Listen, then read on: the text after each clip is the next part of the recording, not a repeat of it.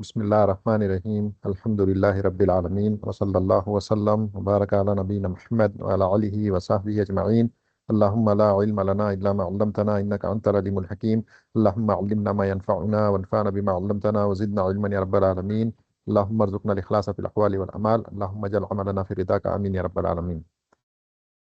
الحمدللہ یہ ہماری سیکنڈ کلاس ہے اور آخری کلاس ہے القواعد الاربع. ہم نے کل انٹروڈکشن دیکھا تھا، مقدمہ کل کور کیا تھا القواعد الاربع میں، اور ہم نے چند چیزیں کل کور کی. اول تو شیخ رحمہ اللہ کی جو دعائیں ہیں اس کو سمجھا ہم نے عنوان سعادت، وہ سعادت مندی کی 3 علامتیں ہم نے دیکھی تھی جس کی دعا انہوں نے کی ہم سب کے لیے. اللہ ہم سب کو ان دعاؤں میں شامل کرے، شیخ کی آمین. کہ بندہ اس کے لیے 3 سعادت مندی کی چیزیں کیا ہیں، جب وہ آ جائیں اس کی زندگی میں تو سعادت مندی کی علامت ہوتی ہے. وہ دیکھا تھا کہ اذا اعطی شکر و اذا ابتلی صبر و اذا اذنب استغفر. 3 چیزیں جب اسے عطا کیا جائے اللہ کی جانب سے تو پھر وہ اس پر شکر ادا کرے، اور جب اس کو آزمایا جائے تو وہ صبر کرے، اور جب وہ اس سے گناہ سرزد ہو جائے تو پھر فوراً اس پر اللہ سے استغفار، غفران ذنب طلب کر لے. یہ 3 سعادت مندی کی علامت ہیں. اس کے بعد شیخ نے ہمیں یہ بتایا تھا کہ جو ابراہیم علیہ السلام کی جو دین وہ لے کر آئے، جو ملت ان کی تھی حنیفیت، وہ یہ تھی کہ انت عبد اللہ وحدہ، یہ صرف اور صرف مخلص اللہ الدین. یہی لا الہ الا اللہ کا مفہوم ہے، اور یہی اس کی تفسیر ہے لا الہ الا اللہ کی، جو شیخ نے یہاں بیان کر دیا تھا کہ انت عبد اللہ وحدہ مخلصا. اور ہم نے یہ بھی دیکھا تھا کہ وحدہ مخلصا، یہ 2 ورڈز لازمی طور پہ چاہیے وہاں پہ. اگر وہ نہیں ہوں گے تو یہ جو ہمارا کلمہ ہے یہ سٹینڈ نہیں کرے گا، یہ پھر کوئی مطلب باقی نہیں رہ جاتا. اس کی مثال بھی ہم نے دیکھی تھی، ایتھسٹ کی دیکھی تھی اور صوفیہ کی دیکھی تھی. ایک ان میں سے صرف لا الہ الا اللہ کو پکڑ کے بیٹھتا ہے، اور دوسرا صرف الا اللہ کرتے رہتا ہے، اور یہ دونوں فائدہ نہیں پہنچانے والے. جب تک کہ اس بات اور نفی، افرمیشن اور نیگیشن ساتھ میں جمع نہ ہو جائیں تب تک یہ کلمہ فائدہ نہیں پہنچانے والا. یہ ہم نے دیکھا. اس کے بعد ہمیں شیخ آگے لے کر کے گئے اور انہوں نے ہمیں یہ انٹروڈیوس کروایا کہ عبادت اس وقت تک عبادت نہیں مانی جائے گی جب تک اس میں توحید نہ ہو، مطلب عقیدہ اگر صحیح نہ ہو. اور پھر ہم نے یہ بھی دیکھا کہ عبادتوں کے قبول ہونے کے لیے ان میں اخلاص اور مطابعت کا پایا جانا ضروری ہے. بغیر اس کے کوئی بھی عبادت مقبول نہیں ہے، اور یہ عبادت کے مقبولیت کی شرطوں میں سے ہے. جس طرح سے عبادت کی کوئی بھی عبادت بندہ کرتا ہے، جیسے نماز ہے، نماز کے لیے شرط ہے کہ آدمی طہارت سے ہو، اسی طرح سے عبادت کے لیے شرط ہے کہ آدمی کے پاس توحید ہو. ہم نے یہ دیکھا. پھر شیخ نے بتایا کہ اگر عبادت کے اندر شرک کا اختلاط ہو جائے، مکسنگ ہو جائے، تو پھر وہ عبادت برباد اور باطل ہو جاتی ہے. اور صرف وہی عبادت برباد اور باطل نہیں ہوتی جس میں شرک ہوا، بلکہ اس کے علاوہ کے سارے اعمال بھی برباد ہو جاتے ہیں. اور اس گناہ کو کر لینے والا، اس کا ارتکاب کرنے والا، یعنی شرک کا ارتکاب کرنے والا، یہ ہمیشہ ہمیشہ ابد الآباد یہ جہنم کی آگ میں جلے گا، وہاں سے کبھی باہر نہیں آئے گا. اس کی دلیلیں ہم نے جو مختصر شیخ نے یہاں پیش کی ہیں، کیونکہ یہ رسالہ بہت چھوٹا اور مختصر ہے، ایک دلیل انہوں نے پیش کی، لیکن اس کی کئی ساری دلیلیں آپ کو قرآن حدیث میں مل جائیں گی. ان شرکا لظلم عظیم، اور ان اللہ لا یغفر ان یشرک بہ ویغفر ما دون ذلک لمن یشاء، ان الدین عند اللہ الاسلام ومن یبتغی غیر الاسلام دینا فلن یقبل منہ وہو فی الآخرۃ من الخاسرین. بہت ساری اس کے ایسے دلائل آپ کو ملیں گے کہ بغیر توحید کے آپ کا دین، آپ کی عبادتیں قبول نہیں ہوں گی. شرک کر کے مرنے والا بغیر توبہ کے دنیا سے چلے جاتا ہے تو اس آدمی کو کبھی معافی نہیں ہے، ہمیشہ ہمیشہ کے لیے اس کو جہنم کی آگ میں جلنا ہے، اس کے سارے اعمال برباد ہو جائیں گے. یہ ساری دلیلیں ہم نے دیکھی. اور اس کے بعد میں شیخ نے کہا کہ جب آپ یہ ساری چیزیں سمجھ گئے تو اب یہ جانیں کہ ان چیزوں کو رسوخ کے ساتھ، مضبوطی کے ساتھ آپ کے اندر اگر بٹھانا ہے تو اس کے لیے 4 قواعد ہیں جو اللہ نے اپنی کتاب میں ذکر کیے ہیں. اب ان کو ہم ایک ایک کر کے دیکھنا شروع کریں گے. پہلا قاعدہ جیسا کہ آپ کو نظر آ رہا ہے، القاعدۃ الاولی अन तालमा अन्नल कुफ़्फ़ार अल्लज़ीना क़ातलहुम रसूलुल्लाह सल्लल्लाहु अलैहि वसल्लम मुक़िर्रूना अन्नल्लाह हुवल ख़ालिक़ुर राज़िक़ु अल मुह्यी अल मुमीत अल मुदब्बिरु जमीअल उमूर व लम युदखिलहुम ज़ालिका फ़िल इस्लाम वद्दलीलु क़ौलुहु तआला कुल मन यर्ज़ुक़ुकुम मिनस समाइ वल अर्दि अम्मन यमलिकु सम्अ वल अबसार व मन युख़रिजुल हय्य मिनल मय्यिति व युख़रिजुल मय्यिता मिनल हय्यि व मन युदब्बिरुल अम्रा फसयक़ूलूना अल्लाहु फ़क़ुल अफ़ला तत्तक़ून। पहला कायदा बिल्कुल इख्तिसार से, कल की क्लास से पहले हमने इस कायदे को एक लाइन में बयान कर दिया था कि अन्ना तौहीद रुबूबियती ला यकफी, तौहीद रुबूबियत काफ़ी नहीं है बंदे को जन्नत में ले जाने के लिए। ये इस कायदे का निचोड़ है, ये इसकी समरी है। तौहीद रुबूबियत काफ़ी नहीं है बंदे को जन्नत में दाखिल कर देने के लिए। ठीक है, तो इसको याद रखें। अब शेख रहीमहुल्लाह जो हैं, उन्होंने इस रिसाले में तो नहीं, इसके अलावा उन्होंने बहुत सारी छोटी मोटी उनकी तसनीफ़ात हैं, कहीं मुतव्वल भी हैं, कहीं पर छोटे छोटे रिसाले भी हैं। एक जगह पे उन्होंने बयान किया है कि मेरे जो दुश्मन हैं मेरे दौर में, यानी उनसे जो दुश्मनी और बुग़्ज़ रखने वाले जो लोग थे, बातिल फ़िरक़े जो शिरक में मुब्तला थे, तो कहते हैं कि वो जो लोग मुझसे बुग़्ज़ और दुश्मनी रखते थे, वो दो वजहों से मुझसे दुश्मनी किया करते थे। एक तो उनकी वजह ये थी कि मैंने उनसे क़िताल किया, हमारा उनसे क़िताल होता था, हम जंग करते थे उनसे। और दूसरी वजह ये, यानी उस वजह से वो हम पर एतराज़ किया करते थे कि ये तो हमसे क़िताल करता है, हम भी तो मुसलमान हैं। तो इस वजह से वो मुझ पर तनकीद किया करते थे, उंगली उठाते थे। दूसरी वजह ये थी जिसकी वजह से वो हमसे बुग़्ज़ रखते थे और हम पर उंगली उठाते थे, वो ये था कि हमने उनकी तकफीर की थी, हमने उनको काफिर डिक्लेयर कर दिया था। यानी शेख रहीमहुल्लाह कहते हैं कि हमने उनको काफिर, क्योंकि ज़रूरी पहले ये, आप किसी से अगर क़िताल करोगे, अल्लाह के रसूल सल्लल्लाहु अलैहि वसल्लम ने साफ फरमा दिया कि सब्बुल मोमिन फ़िस्क़, मोमिन को गाली बकना ये फ़िस्क़ है।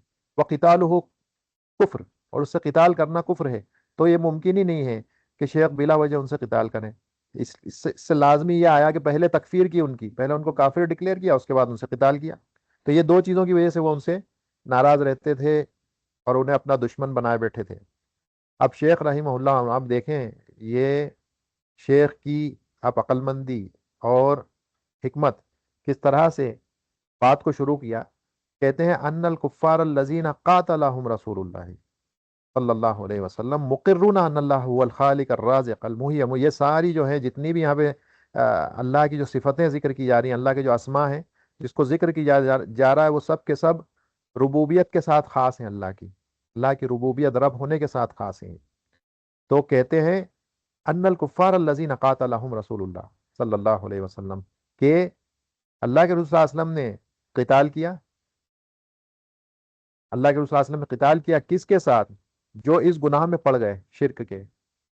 तो फिर तुम मुझे क्यों मलामत करते हो उस फेल पर जो खुद रसूल सल्लल्लाहु अलैहि वसल्लम ने किया? है कि नहीं अजीब बात? इस वजह से शुरुआत इस तरह से की उन्होंने, अन्नल कुफ़्फ़ार अल्लज़ीना का, जब कुफ़्फ़ार जो थे उस दौर में, नबी सल्लल्लाहु अलैहि वसल्लम के दौर में, वो भी तो इकरार किया करते थे अल्लाह की रुबूबियत का। तो अल्लाह की रुबूबियत अगर काफ़ी होती, यानी अल्लाह की रुबूबियत अगर काफ़ी हो जाती किसी को मुसलमान कहलाने के लिए या मोमिन कहलाने के लिए, तो नबी सल्लल्लाहु अलैहि वसल्लम क्यों क़िताल करते? क्योंकि नबी सल्लल्लाहु अलैहि वसल्लम ने खुद फरमाया, जैसे मैंने कहा अभी, सब्बुल मुस्लिमी फ़िस्क़ व क़ितालुहु कुफ़्र। एक मुसलमान को गाली देना है फ़िस्क़ है, और उससे क़िताल करना, जंग करना है, कुफ्र है। कुफ्र, लेकिन ये वो कुफ्र नहीं है कि इंसान को मिल्लत से खारिज कर दिए। इसे कहते हैं कुफ्र दून अल कुफ्र, यानी वो कुफ्र है जो कि अकबर से कम है, कुफ्र असगर है, यानी इंसान को मिल्लत से खारिज नहीं करता है, लेकिन गुनाह बहुत बड़ा है। तो ये इस वजह से ये पहला कायदा उन्होंने यहाँ पे जिक्र कर दिया कि जो कुफ़ार हैं जिनसे नबी सल्लल्लाहु अलैहि वसल्लम ने क़िताल किया, वो भी तो इकरार करते थे इस बात का कि अल्लाह खालिक हैं, अल्लाह राज़िक हैं, अल्लाह ज़िंदगी देने वाले हैं, अल्लाह मौत देने वाले हैं, अल्लाह तदबीर करने वाले हैं सारे उमूर की। लेकिन उनके इस अक़ीदे ने उनको दीन इस्लाम में दाखिल नहीं किया, यानी वो मुसलमान नहीं कहलाए। ये जो कुफ़ार जिन्हें हम कहते हैं वो मुसलमान नहीं कहलाए। अब यहाँ पर एक बात ये समझ लें कि तौहीद की तीन किस्में हैं। ये बात समझ में आ गई तो बाकी चीज़ें भी समझ में आएंगी इंशाअल्लाह। तौहीद की तीन किस्में हैं। पहली तौहीद की किस्म होती है तौहीद ar-रुबूबिया। तौहीद ar-रुबूबिया, एक एक लाइन की डेफिनेशन होगी, वो मैं देते जाऊंगा, याद करते चले जाएं उसको। आसान डेफिनेशंस होंगी, इसको याद कर लिया तो बुनियाद बनती चली जाएगी। तौहीद ar-रुबूबिया किसको कहते हैं? کہتے ہیں توحید اور ربوبیہ ہوتا ہے افراد اللہ تعالی فی افعالہ، افراد اللہ تعالی فی افعالہ، بس یہ ڈیفینیشن اتنی سی، افراد اللہ تعالی فی افعالہ، اللہ کو ایک کر دینا اس کے افعال میں، یعنی اللہ کے افعال میں۔ اب بھائی پیدا کرنا اللہ کا فعل ہے کہ نہیں، رزق دینا اللہ کا فعل ہے کہ نہیں، زندگی دینا اللہ کا فعل ہے کہ نہیں، موت دینا اللہ کا فعل ہے کہ نہیں، بارش برسانا اللہ کا فعل ہے کہ نہیں، تدبیر کرنا کائنات میں سارے میٹرز کو ارینج کرنا، مینیج کرنا، مینٹین کرنا اللہ کا فعل ہے کہ نہیں، یہ سارے اللہ کے افعال ہیں، اللہ کے ساتھ خاص ہے۔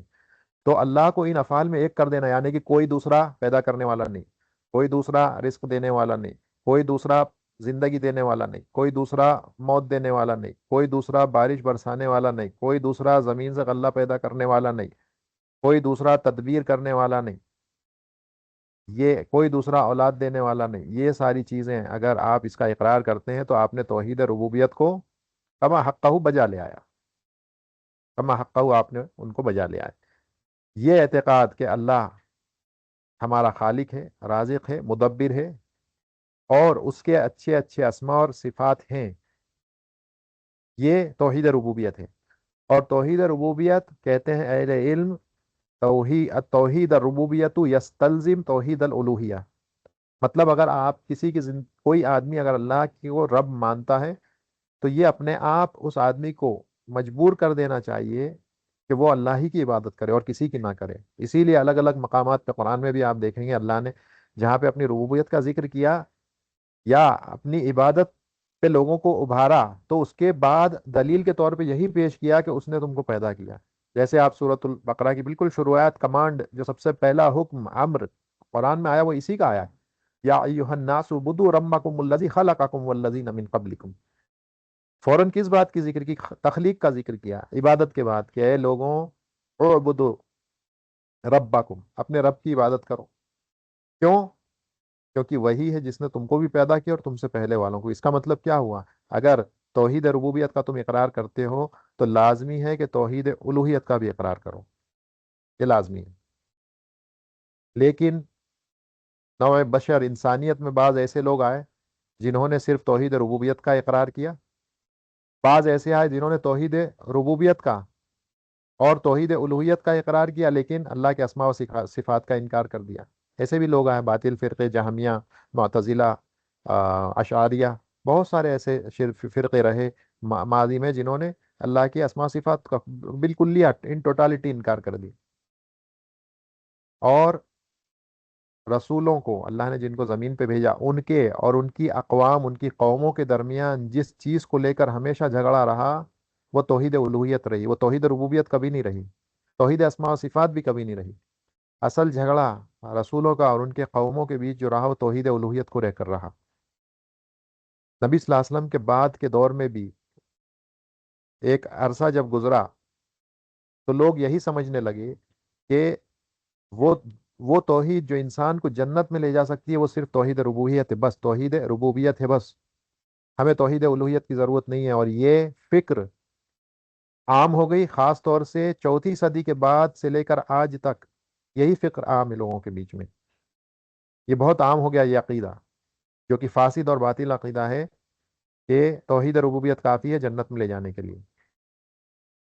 اور یہی وجہ ہے کہ مصنف رحمہ اللہ یہ قاعدہ یہاں پر بیان کر رہے ہیں کہ جنت میں داخل ہونے کے لیے انہ لا یکفی فی دخول الجنتی توحید الربوبیہ، توحید ربوبیت کافی نہیں ہے جنت میں داخلے کے لیے، توحید ربوبیت کے ساتھ توحید الوہیت کا ہونا لازمی ہے اگر جنت میں جانا ہے تو یہ توحید ربوبیت ہے، یہ اعتقاد، یہ بلیف کہ اللہ خالق ہیں، رازق ہیں، مدبر ہیں، یہ تین چیزوں کا پایا جانا مسٹ ہے، یہ تین اصول ہیں، اس کو یاد رکھیں، خالق، رازق، مدبر، ان تینوں کے بنا نہیں چلے گا۔ کوئی ان میں سے تین میں سے کسی ایک کو ہی مانے تو نہیں چلے گا، اس نے پھر توحید ربوبیت اس نے ابھی اس کا اقرار ہی نہیں کیا، تینوں کا ہونا ضروری ہے۔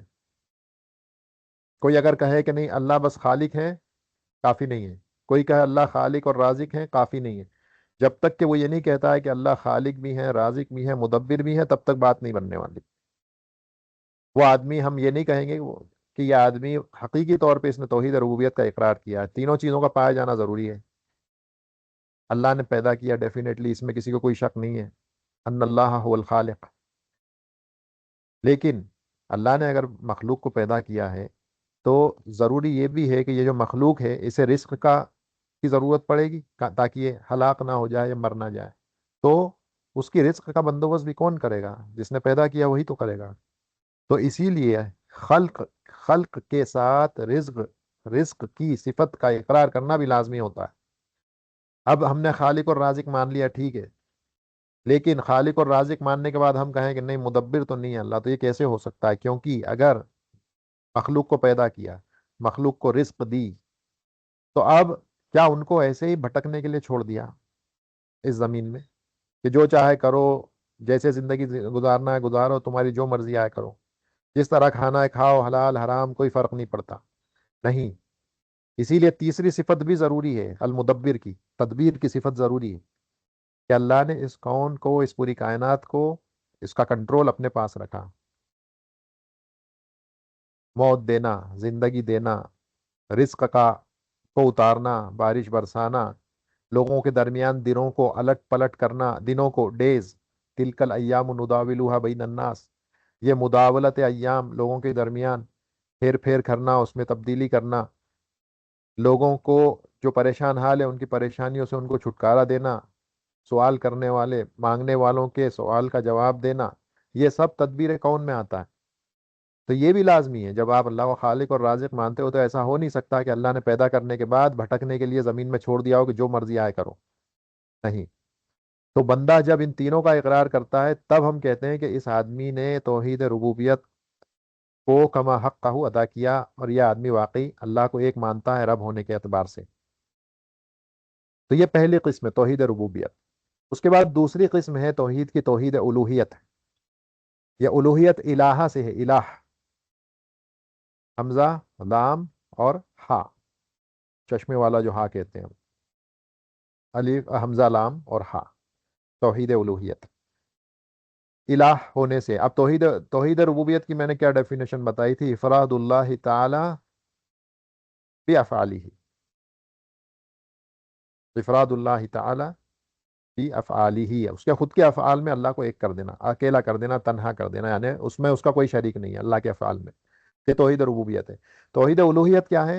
افراد اللہ تعالی بافعال العباد، بندوں کے افعال میں اللہ کو ایک کر دینا، یعنی کہ بندے جو فعل کرتے ہیں وہ صرف اور صرف اللہ ہی کے لیے کریں گے، ان افعال کو صرف اور صرف اللہ ہی کے لیے انجام دیں گے. یہ توحید الوہیت ہے. اتنی آسان تعریف ہے علماء نے بیان کی. افراد اللہ تعالی بافعال العباد، بندوں کے جتنے بھی افعال ہیں بندے ان افعال کو صرف اور صرف اللہ کی طرف صرف کریں گے. یار یہی عبادت ہے، عبادت یہی ہے. اس کے علاوہ تو جو کچھ بھی ہے وہ شیطانی اعمال ہے، غیر اللہ کی طرف صرف کرنا. اللہ نے کہا الا للہ الدین الخالص، جان لو خبردار صرف اور صرف اللہ ہی کے لیے خالص دین ہے. فدع اللہ مخلصین الہ الدین، اللہ کو پکارو دین کو خالص اسی کے لیے کرتے ہوئے. تو یہ توحید الوہیت ہے، افراد اللہ بافعال العباد. اور توحید ربوبیت کا افراد اللہ بافعال اللہ، یعنی بافعالہ، اللہ کے افعال میں اللہ کو ایک کر دینا، یہ توحید ربوبیت ہے. اور بندوں کے افعال میں اللہ کو ایک کر دینا، یہ توحید الوہیت ہے. یعنی سارے کے سارے افعال، ایکشنز بندوں کے جو ہوں گے، جتنے بھی ایکشنز ہوں گے وہ صرف اور صرف اللہ کے لیے ہوں گے اور کسی کے لیے نہیں. اگر کسی اور کو شامل کر دیا تو شرک ہو گیا. اور تیسری قسم ہے توحید کی، توحید الاسماء والصفات. اس کا مطلب یہ ہے کہ اللہ کے خوبصورت نام اور علیہ بلند صفاتوں کو اللہ ہی کے لیے اس کا اثبات کرنا، اس کو افرم کرنا صرف اور صرف اللہ کے لیے. اور یہ ماننا کہ جتنے بھی خوبصورت اچھے اچھے نام ہیں اور جتنی بھی بلند اعلیٰ ترین صفاتیں ہیں وہ صرف اور صرف اللہ کے لائق و زیبا ہیں. اب یہ تین قسمیں ہو گئی توحید کی. کفار قریش جو تھے وہ کیا کرتے تھے؟ مقرون، وہ اس بات کا اقرار کرتے تھے کہ اللہ خالق ہیں، رازق ہیں، پیدا کرنے والے ہیں، موت دینے والے ہیں، کائنات کی تدبیر کرنے والے ہیں. وہ اللہ کے افعال میں سے کسی کا بھی انکار نہیں کرتے تھے. کیوں نہیں کرتے تھے؟ دو وجہوں سے. نمبر ایک، فطرت انسان کی یہی ہے، انسان کو جس فطرت پر پیدا کیا گیا وہ فطرت یہی ہے کہ وہ انکار کر ہی نہیں سکتا اس بات کا کہ یہ جتنے بھی افعال جو ہم نے ذکر کیے، پیدا کرنا، رزق دینا، زندگی دینا، موت دینا، تدبیر کرنا، یہ انسانی فطرت اس کا انکار نہیں کر سکتی. پہلی وجہ. دوسری وجہ، وہ اللہ کے افعال کا انکار نہیں کرتے تھے. ایک تو فطرت نہیں کرتی تھی، دوسرا ان کے اندر یہ ہمت بھی نہیں تھی کہ وہ یہ کر دیں، کیونکہ جو اپنے آس پاس دیکھتے تھے اور ان کی عقلیں، ان کا انٹیلیکٹ ساؤنڈ تھا، اچھا تھا ان لوگوں کے مقابلے میں جو ان کے بعد آئے اور آج کے دور کے لوگ کے. آج کے جو دور کے لوگ ہیں ان سے زیادہ ان کی عقلیں بہتر تھیں، وہ زیادہ وائز تھے، زیادہ عقل مند تھے کہ وہ کیسے انکار کر دیں، کیسے سرے سے انکار کر دیں اللہ کے افعال کا. یہ ممکن نہیں ہے کیونکہ ان کی عقلیں ان کے بعد ان کے بعد آنے والے لوگوں کی عقلوں کے مقابلے میں زیادہ بہتر اور اچھی تھی.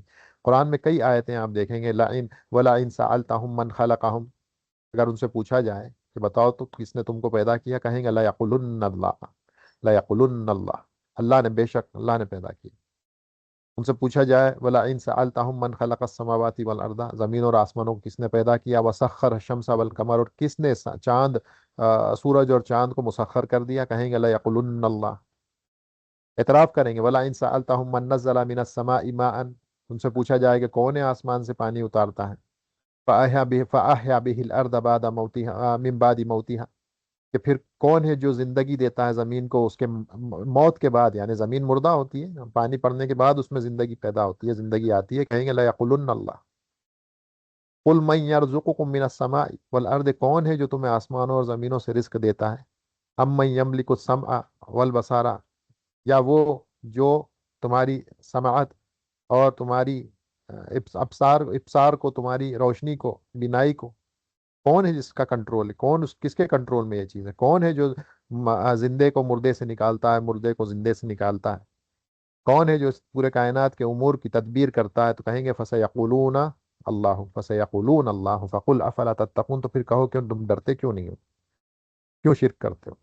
سارے افعال ربوبیت سے جو تعلق رکھتے ہیں سب کا اقرار کرتے تھے، اس کے باوجود اللہ کے رسول صلی اللہ علیہ وسلم نے ان سے قتال کیا. کیوں؟ کیونکہ انہوں نے توحید کو مکمل نہیں کیا تھا، کمپلیٹ نہیں کیا تھا، توحید الوہیت لے کر نہیں آئے تھے.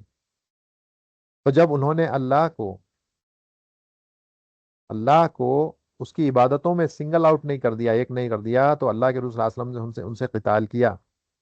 اسی لیے ابن القیم رحمہ اللہ اور دوسرے علماء کہتے ہیں کہ رسولوں کی جو خصومت اور دشمنی اور جو ان کے قتال رہا، جس مسئلے کو لے کر کے جھگڑا رہا رسولوں کا اپنے اقوام، اپنی قوموں کے بیچ میں، وہ توحید الوہیت کی وجہ سے رہا. بہت کم ایسے لوگ پائے گئے جنہوں نے توحید ربوبیت کا انکار کیا، بہت کم، نہ کے برابر. مثلا فرعون کی مثال دی جاتی ہے، انا ربکم الاعلی، وہ ربوبیت کا دعویٰ کرنے والا تھا، کہتا تھا کوئی رب ہے ہی نہیں، انکار کرتا تھا وہ. لیکن وہ انکار صرف سرفیس تھے، سرفیس پر، اوپر اوپر سے، اندر تو معلوم تھا کہ رب ہے موجود. تو مصنف رحمہ اللہ کا یہاں مقصود یہ ہے کہ توحید ربوبیت اکیلی کافی نہیں ہے آپ کو جنت میں داخل کرنے کے لیے. جہل کی بنیاد پر، اگنورینس کی بنیاد پر لوگ، بہت بڑی تعداد لوگوں کی جو اپنے آپ کو اسلام سے منتسب کرتی ہے، اپنے آپ کو مسلمان کہتی ہے، وہ بھی اس دھوکے کا شکار ہے کہ یہ کافی ہے کہ ہم کہیں کہ اللہ خالق اور رازق ہیں، اور اگر زبان سے ہم نے لا الہ الا اللہ کہہ دیا تو بس اتنا ہی کافی ہے. اب ہمیں عبادتوں کی کوئی ضرورت نہیں ہے، اللہ کو سنگل آؤٹ کرنے کی ضرورت نہیں ہے اس کی عبادتوں میں. کہیں بھی جا کر کے چکر لگاؤ، کہیں بھی زمین پہ لوٹو، کسی بھی درگاہ کے ساتھ پاس جا کر کے گھومو، چکر لگا لو، یہ کافی ہے. بس اگر ہم نے اللہ کو خالق رازق مان لیا، زبان سے لا الہ الا اللہ کہہ دیا، اس کے بعد جو مرضی چاہے کرو. یہ بہت بڑا دھوکہ ہے، یہ خلل ہے انسان کے اس عقیدے میں. توحید ربوبیت کافی نہیں ہے، جب تک توحید الوہیت کے ساتھ شامل نہ ہو جائے، وہ آدمی کو توحید ربوبیت جنت میں داخل نہیں کرا سکتی. اگر آدمی یہ جان جائے کہ توحید ربوبیت کافی نہیں ہے، بغیر توحید الوہیت کے کامیابی نہیں ہے، تو بہت سارے شرک کے اثرات جو ہیں زمین سے، روئے زمین سے ختم ہو جائیں گے، چلے جائیں گے. اسی لیے پہلا قاعدہ شیخ رحمہ اللہ نے بیان کر دیا کہ اللہ کے رسول صلی اللہ علیہ وسلم نے کفار سے قتال کیا. یہ وہ کفار تھے جو اللہ کی ساری صفاتوں کا، جو جو ربوبیت کے تقاضے میں ہے، ان سب کا اقرار کرتے تھے. باوجود اس کے اللہ کے رسول صلی اللہ علیہ وسلم نے ان سے قتال کیا. اللہ نے ان کو کافر کے لقب سے ہی بلایا. وما یؤمن اکثرهم باللہ الا وهم مشرکون، سورہ یونس، سورہ یوسف میں 106 نمبر کی آیت. وما युमिनु अक्सरुहुम बिल्लाहि, کہ ان میں سے اکثریت اللہ میں ایمان نہیں لاتی. تو یہ ایمان لائی تو کون سا والا لائی؟ ربوبیت میں ایمان لائے ہیں. الا وهم مشرکون, مگر یہ کہ وہ مشرک ہیں. کس وجہ سے؟ توحید الوہیت میں شرک کرنے کی وجہ سے. تو ان کی عبادتیں جو بھی کیا کرتے تھے نیک کام، وہ اللہ کے ہاں قابل قبول نہیں ہے، یہ اقرار کیا کرتے تھے. اور اس کی دلیل کیا ہے؟ مصنف رحمہ اللہ دلیل کے طور پر اس کی آیت لے کر آئیں کہ قل من یرزقکم من السماء والارض، پوچھئے ان سے کون ہے جو رزق دیتا ہے زمینوں سے آسمانوں سے، یا کون ہے جو ان کی سماعت کو، ان کی بینائی کو کس کا کنٹرول ہے؟ کون ہے جو زندہ کو مردے سے نکالتا ہے؟ کون ہے جو مردے کو زندہ سے نکالتا ہے؟ کون ہے جو تدبیر کرتا ہے سارے امور کی؟ تو جواب ایک ہی دیں گے، اللہ. پھر فقل افلا تتقون، پھر ڈرتے کیوں نہیں ہو شرک سے؟ کیوں اسلام میں داخل نہیں ہو جاتے؟ یہ کس بات کی، یہ کس بات کی طرف اشارہ ہے؟ اشارہ اس بات کی طرف ہے کہ وہ کافر تھے. ابھی تو کہا گیا کہ افلا تتقون، ڈرتے کیوں نہیں ہو، شرک کیوں کرتے ہو، اسلام میں داخل کیوں نہیں ہو جاتے؟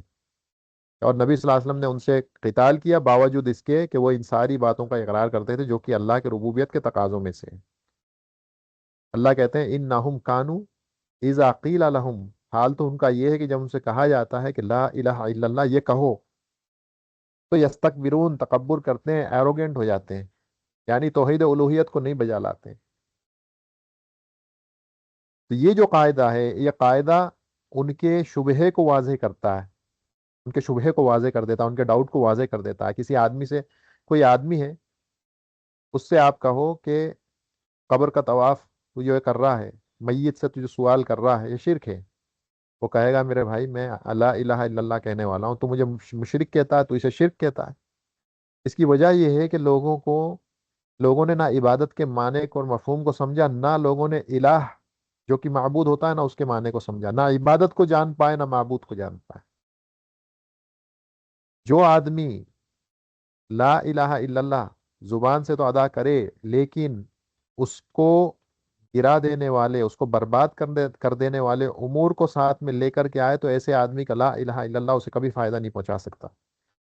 زبان سے لا الہ الا اللہ کہتے ہیں لیکن جا کر کے قبر کا طواف کرتے ہیں. طواف عبادت ہے، طواف عبادت ہے.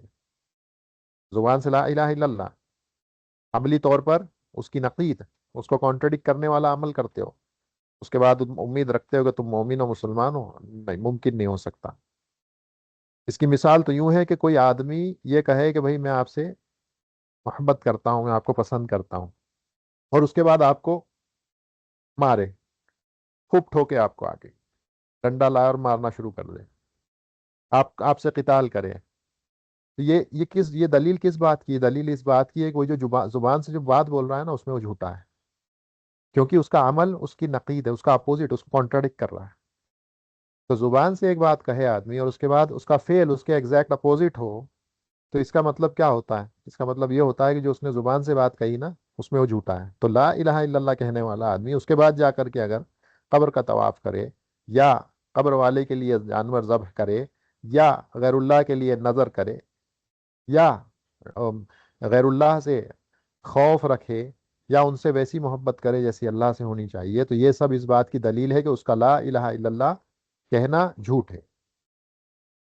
تو یہ پہلا قاعدہ ہے جس میں ہم نے دیکھا کہ توحید ربوبیت کافی نہیں ہے جنت میں داخل ہونے کے لیے، اس کے ساتھ لازمی طور پر توحید الوہیت کا پایا جانا مسٹ ہے. توحید الوہیت کا پایا جانا اس کے ساتھ مسٹ ہے. اس کے بعد دوسرا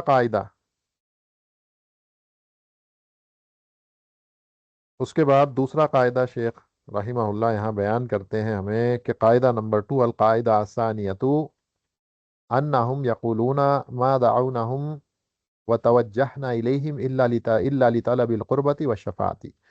فدلیل القربۃ قولہ تعالی والذین اتخذوا من دونہ اولیاء ما نعبدہم الا لیقربونا الی اللہ زلفی ان اللہ یحکم بینہم فیما ہم فیہ یختلفون ان اللہ لیہدی من ہوا کاذب کفار. دوسرا قاعدہ، یہ قاعدہ جو ہے مصنف رحمہ اللہ نے پہلا قاعدہ ہمیں بیان کر دیا. اب یہ جو قاعدہ ہے ہمیں کیا بتائے گا؟ یہ قاعدہ یہاں کیوں لے کر کے آئے؟ اس بات کی وضاحت کے لے کر آئے ہیں کہ مشرکین کا جو شرک تھا، جن سے نبی صلی اللہ علیہ وسلم نے قتال کیا، وہ اول چیز تو یہ بتانا چاہ رہے ہیں یہاں پہ کہ مشرکین کا شرک جن سے نبی صلی اللہ علیہ وسلم نے قتال کیا، ان کا شرک جو آج کے مشرکین ہیں ان کے مقابلے میں ہلکا ہے۔ نبی صلی اللہ علیہ وسلم نے جن سے قتال کیا، جن مشرکین سے، ان کا شرک آج کے جو موجودہ دور میں جو مشرک پائے جاتے ہیں ان کے مقابلے میں ان کا تو بہت ہلکا شرک تھا، ابھی جیسے ہم دیکھیں گے۔ ان لوگوں کا شرک کیا تھا؟ وہ لات، عزا، منات، ان سے ڈائریکٹ طلب نہیں کرتے تھے، جیسے میں نے کل بھی اشارہ کیا، ان سے ڈائریکٹ کبھی جا کے نہیں کہتے تھے کہ اے لات، عزا، منات، بارش برسا دو، ہمارے مردے کو زندہ کر دو، یا فلاں کو موت دے دو، یا رزق دے دو، یا اولاد دے دو، نہیں، ان سے نہیں کہتے تھے ڈائریکٹ، بلکہ وہ تو یہ کہتے تھے کہ یہ جو لات ہے، عزا ہے، منات ہے، یہ ہمارے بت ضرور ہیں، لیکن ہم انہیں صرف سفارشی کے طور پر اللہ کا قرب حاصل کرنے کے لیے بس استعمال کرتے ہیں۔ ہم کہتے ہیں کہ تم ہمیں اللہ کے قریب کرو، یعنی یہ ہمارے درمیان واسطہ بنتے ہیں۔ ہم ان سے کہتے ہیں کہ تم ہمیں اللہ کے قریب کرو، اور ہمارے بہاف پہ تم اللہ سے دعا مانگو، جو بھی ہم کہہ رہے ہیں وہ دعا تم اللہ سے مانگو ہمارے بہاف پر۔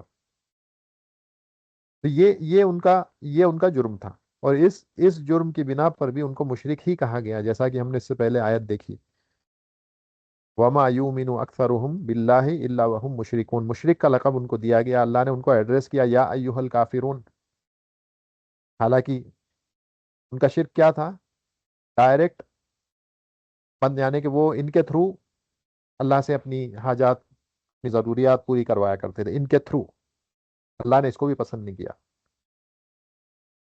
کیا کہتے تھے وہ؟ یا لات، تم اللہ کے بڑے قریب ہو، اللہ سے تم بہت قریب ہو، تو تم اللہ سے دعا کرو، اپنے رب سے تم دعا کرو کہ اللہ ہمارے اوپر بارش برسا دیں، یا جو بھی ان کی مطالبات ہوتے تھے وہ کہتے تھے تم ہمارے ان سفارشوں کو اللہ تک ہماری دعاؤں کو پہنچا دو۔ وہ کبھی بھی لات یا عزا سے ڈائریکٹ نہیں مانگتے تھے، بلکہ کہتے تھے کہ تم اللہ کے قریب ہو زیادہ ہمارے مقابلے میں، تو تم اللہ سے ہمارے بہاف پر دعا کرو کہ اللہ ہمیں یہ چیزیں عطا کر دیں۔ یہی ان کا جرم تھا، یہی مشرکین کا شرک تھا، جن سے نبی صلی اللہ علیہ وسلم نے قتال کیا، جن کے تعلق سے قرآن میں آیتیں نازل ہوئیں، سارے کے سارے رسولوں کی دعوت یہی رہی، اسی قسم کے شرک سے ڈرایا۔ تو پھر اس سے زیادہ بڑا تو پھر تو بدرجہ اولا جو آج کے دور میں پایا جاتا ہے، اس سے تو ڈیفینیٹلی وہ تو شرک ہے۔ جب یہ شرک ہے کہ انڈائریکٹلی اللہ نے انڈائریکٹلی مانگنے کو اللہ نے جب شرک ڈکلیئر کر دیا، تو پھر تو بادرجہ اولا وہ شرک ڈیفینیٹلی شرک ہے جس میں کہ اللہ کو ٹوٹل بھلا دیا جاتا ہے اور ڈائریکٹلی مانگا جاتا ہے قبر والے سے۔ ہمارے دور کا شرک یہی ہے، وہ نہ قرب تلاش کرتے ہیں، نہ سفارش ہی ان کو بناتے ہیں، بلکہ سیدھے ان سے جا کے کہتے ہیں کہ اے صاحب قبر ہم کو اولاد دے دے، اے صاحب قبر ہم پر بارش برسا دے، اے صاحب قبر ہمیں اپنا دامن پکڑوا کر جنت میں داخل کروا دے، ہمارے گناہوں کو ہم معاف کروا دے یا کر دے، یا بدوی، یا حسین، یا فاطمہ، یا عبد القادر، یا علی، ہم پر بارش برسا دیں، ہم پر عطا کر دیں، ہم کو رزق دے دیں، ہمارے مریض کو شفا دے دیں، ہمارے مردے کو زندہ کر دیں، ہمارے پریشانیوں کو حل کر دیں۔ کس سے مانگ رہے ہیں؟ ڈائریکٹ قبر والے سے، ڈائریکٹ مردہ سے، اور اللہ کو ٹوٹلی بھول جاتے ہیں۔ یہ ہے کہ نہیں؟ یہ اس شرک سے زیادہ خطرناک ہے کہ نہیں؟ جب اللہ نے اس کو شرک کہا تو یہ تو بادرجہ اولا شرک کی ہی قسم ہے، بلکہ ان کا تو اور خطرناک معاملہ ہے۔ تو مصنف رحمہ اللہ نے دوسرا قاعدہ بیان کیا، کیونکہ ان کے دور کے جو مشرک تھے وہ یہ کہا کرتے تھے، اور ان سے پہلے کے دور کے بھی مشرکین یہ کہا کرتے تھے کہ ہم یہ مردوں سے، ہم یہ بتوں سے، ہم ان سے تھوڑی نہ کچھ مانگتے ہیں ڈائریکٹ کہ ہماری مشکلوں کو آسان کر دو، ہم ان سے تھوڑی کہتے ہیں بارش برسا دو، اولاد دے دو، بلکہ ہم تو ان سے سفارش طلب کرتے ہیں، ان سے قرب طلب کرتے ہیں کہ ہمیں قریب کر دو اللہ کی۔ تو مصنف رحمہ اللہ نے بتایا کہ جو تم کر رہے ہو، یعنی ان کے دور کی بات ہو رہی ہے، یہ جو تم آج جو باتیں کر رہے ہو، بالکل یہی باتیں جو وہ مشرکین اس دور میں تھے نبی صلی اللہ علیہ وسلم کے، وہ بھی یہی کہا کرتے تھے، اور اللہ نے اپنی کتاب میں ان کو چیلنج کیا اور ڈرایا دھمکایا اپنی کتاب میں۔ تو ان کا جو شرک تھا بڑا گنونا شرک تھا، بڑا گھنونا شرک تھا، جبکہ وہ اللہ کی ربوبیت کا انکار کرنے والے بھی نہیں تھے، اس کے باوجود اس شرک کو اللہ نے گھنونا ہی قرار دیا، اور نبی صلی اللہ علیہ وسلم نے اسے قتال کیا۔ اسی لیے کہتے ہیں انہم یقولون، وہ یہ کہیں گے کفار اور مشرکون، اگر ان سے آپ کہو گے تو یہ جواب دیں گے آپ کو کہ ما دعوناہم، تو آپ ان سے کہو گے کیوں پکارتے ہو ان کو، کیوں ان سے طلب کرتے ہو تمہارے بتوں سے یا قبر والوں سے، تو کہیں گے کہ ہم ان کو پکارتے تھوڑی ہیں، ما دعوناہم، ہم انہیں نہیں پکارتے، پھر کیا کرتے ہیں، نہ ہم ان کی طرف توجہ ہوتے ہیں، نہ ہم انہیں پکارتے ہیں، نہ ہم ان کی طرف توجہ ہوتے ہیں، لیکن ہمارے صرف دو مقصد ہوتے ہیں جس کی وجہ سے ہم ان کی طرف انہیں پکارتے ہیں، ان کی طرف توجہ کرتے ہیں۔ کیا ہیں وہ دو وجوہات؟ کہتے ہیں ایک تو ہم قرب طلب کرتے ہیں کہ ہم قریب ہو جائیں، ہم یہ چاہتے ہیں کہ ہم کو قریب کر دیں اللہ کے، یہ پہلی وجہ ہے، ہم بس اس وجہ سے ان کو پکارتے ہیں کہ یہ لوگ ہمیں اللہ کے قریب کرنے ہیں۔ اور دوسری وجہ وہ شفاعتی، سفارش، ہم چاہتے ہیں کہ سفارشی بن جائیں، ہمارے اور اللہ کے درمیان میں سفارشی بن جائیں، واسطہ بن جائیں۔ تو یہ دو وجوہات تھیں، طلب قربہ اور شفاعت، اور یہ مشرکین کا شیطانی دعویٰ تھا جو شیطان نے ان کے دل میں ڈال دیا تھا، یہ مشرکین کا شیطانی دعویٰ ہے جو شیطان نے ان کے دل میں ڈال دیا تھا۔ کیا تھا وہ بات؟ بات یہ تھی کہ کہتے تھے کہ ہمارے گناہ بہت زیادہ ہیں، بلکہ ہم گناہوں میں لت پت ہیں، ہم کیسے اپنے رب کو خطاب کریں، کیسے پکارے ڈائریکٹ اپنے رب کو، یعنی انہوں نے اللہ کو اللہ کو قیاس کر دیا مخلوق سے، کہ جس طرح سے مخلوق کے درمیان شرم ہوتی ہے کہ ہم گنہگار ہیں، کیسے کسی سے جا کے ہم اپنی صورت شکل کیسے اس کو دکھائیں گناہ کرنے کے بعد، تو یہ انہوں نے اسی کو قیاس کر دیا اللہ کے اوپر، کہ اللہ کا معاملہ بھی ایسا ہی ہے، کہتے ہیں ہم اللہ کو کیسے ایڈریس کریں، دعاؤں میں کیسے ڈائریکٹلی اللہ کو پکاریں، تو ہم کیا کرتے ہیں، ہم ان کے پاس جاتے ہیں کہ ہمارے بہاف پر تم اپنے رب سے مانگو، گویا کہ ایسا ہے جیسے ہم تکبر کر رہے ہیں کہ تم ہمارے لیے مانگو، ہم خود نہیں مانگیں گے، یہی ایروگینس ہے، یہی ایروگینس ہے۔ تو وہ غیر اللہ سے طلب کرتے ہیں کہ تم اللہ کو ہمارے بہاف پر خطاب کرو، ایڈریس کرو، ہم نہیں کریں گے، ہم ایروگینٹ ہیں، ہم اللہ کو خطاب ڈائریکٹ نہیں کریں گے، کیوں؟ کیونکہ ہم اپنے آپ کو سمجھتے ہیں کہ شاید ہم گنہگار زیادہ ہیں، ہمارے گناہ زیادہ ہیں، تو ایروگینٹ ہوتے ہیں اور ہم اللہ کو ڈائریکٹ نہیں پکارتے، ہم تم سے کہتے ہیں تم پکارو اور ہمارے حق بہاف پر تم دعا کرو۔ اللہ نے قرآن میں فرمایا ان الذین یستکبرون عن عبادتی سیدخلون جہنم داخرین، جان لو انڈیڈ دوز، بے شک وہ لوگ جو ایروگنٹ ہیں، جو تکبر کرتے ہیں ہماری عبادتوں سے، ضرور بضرور ڈیفینیٹلی سیدخلون، وہ داخل ہو جائیں گے جہنم میں، ذلیل کر کے ان کو جہنم میں داخل کیا جائے گا۔ تو یہ معاملہ ہے ان لوگوں کا، تو جو آدمی اللہ سے ڈائریکٹ نہیں مانگتا، جان لے کہ وہ تکبر کرتا ہے، اور یہی تو وہ کیا کرتے تھے مشرکین اس دور کے۔ پھر کہتے ہیں وہ دلیل و قربتی، قربت کی دلیل کیا ہے، کہ وہ یعنی اللہ سے ان کے ذریعے قریب ہونا چاہتے تھے، اس کی دلیل سورہ زمر کی آیت نمبر 3، والذین اتخذوا من دونہ اولیاء، وہ لوگ جو غیر اللہ کو من دونہ اولیاء، اللہ کے سوا جو اولیاء بنا لیتے ہیں غیر اللہ کو، اور ان سے اگر کہا جائے من دونہ اولیاء ما نعبدہم الا لیقربونا الی اللہ، کہتے ہیں کہ ہم ان کی عبادت تھوڑی کرتے ہیں، جنہوں نے غیر اللہ کو اپنا اولیاء بنا رکھا ہے، اپنا معبود بنا رکھا ہے، وہ کہتے ہیں ہم ان کی عبادت نہیں کرتے مگر صرف اس لیے کہ یہ ہمیں اللہ سے قریب کر دیں، کہ ہمیں اللہ سے قریب کر دیں، کیوں؟ کیونکہ وہ کہتے ہیں کہ تم گنہگار نہیں ہو، ہم تو گنہگار ہیں، تم اللہ کے زیادہ قریب ہو، تو کیونکہ تم اللہ سے زیادہ قریب ہو، اس لیے ہمیں بھی اللہ کے قریب کروا دو۔ یہ ان کا جو ہے یہ شک اور یہ شبہ ان کے پاس تھا۔ اللہ ان کے تعلق سے کہتے ہیں کہ ان اللہ یحکم بینہم فیما ھم فیہ یختلفون، بے شک اللہ فیصلہ کریں گے ان کے درمیان جس چیز کے تعلق سے آپس میں اختلاف کیا کرتے تھے، اور وہ فیصلہ کیا کیا اللہ نے، اس کی فوراً اسی آیت میں آگے اللہ نے فرمایا ان اللہ لا یہدی من ہوا کاذب کفار، اللہ نے فیصلہ کر دیا اور ان کو کاذب، جھوٹا، اور ان کو کفار ڈکلیئر کر دیا اسی آیت میں آگے جا کے۔ یہ خود دلیل ہے اس بات کی کہ یہ لوگ کافر ہیں، ان کا یہ دعویٰ جھوٹا ہے کہ ہم صرف ان کی عبادت اس لیے کرتے ہیں تاکہ یہ ہمیں اللہ سے قریب کر دیں، ہمارے لیے سفارشی بن جائیں۔ تو یہ دلیل ہے قربت کی۔ اس کے بعد شفاعت کی دلیل کیا ہے؟ کہتے ہیں دلیل الشفاعتی، شفاعت کی دلیل یہ ہے کہ وہ کہتے ہیں وہ یعبدون من دون اللہ ما لا یضرهم ولا ينفعهم ويقولون هؤلاء شفعاؤنا عند اللہ، یعبدون من دون اللہ، وہ ایسوں کی عبادت کرتے ہیں اللہ کے سوا جو نہ انہیں نقصان پہنچا سکتے ہیں نہ فائدہ پہنچا سکتے ہیں، اور پھر وہ کہتے ہیں کہ یہ ہمارے سفارشی ہیں اللہ کے نزدیک۔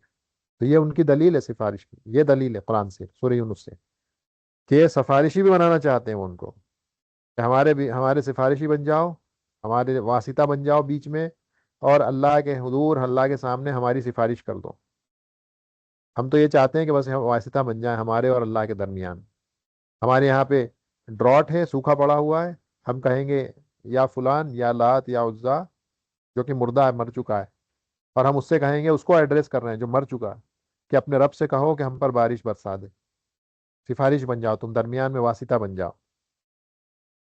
پوچھا جائے کہ تم کیوں نہیں مانگتے ڈائریکٹ، تم کیوں نہیں دعا کرتے اللہ سے ڈائریکٹ؟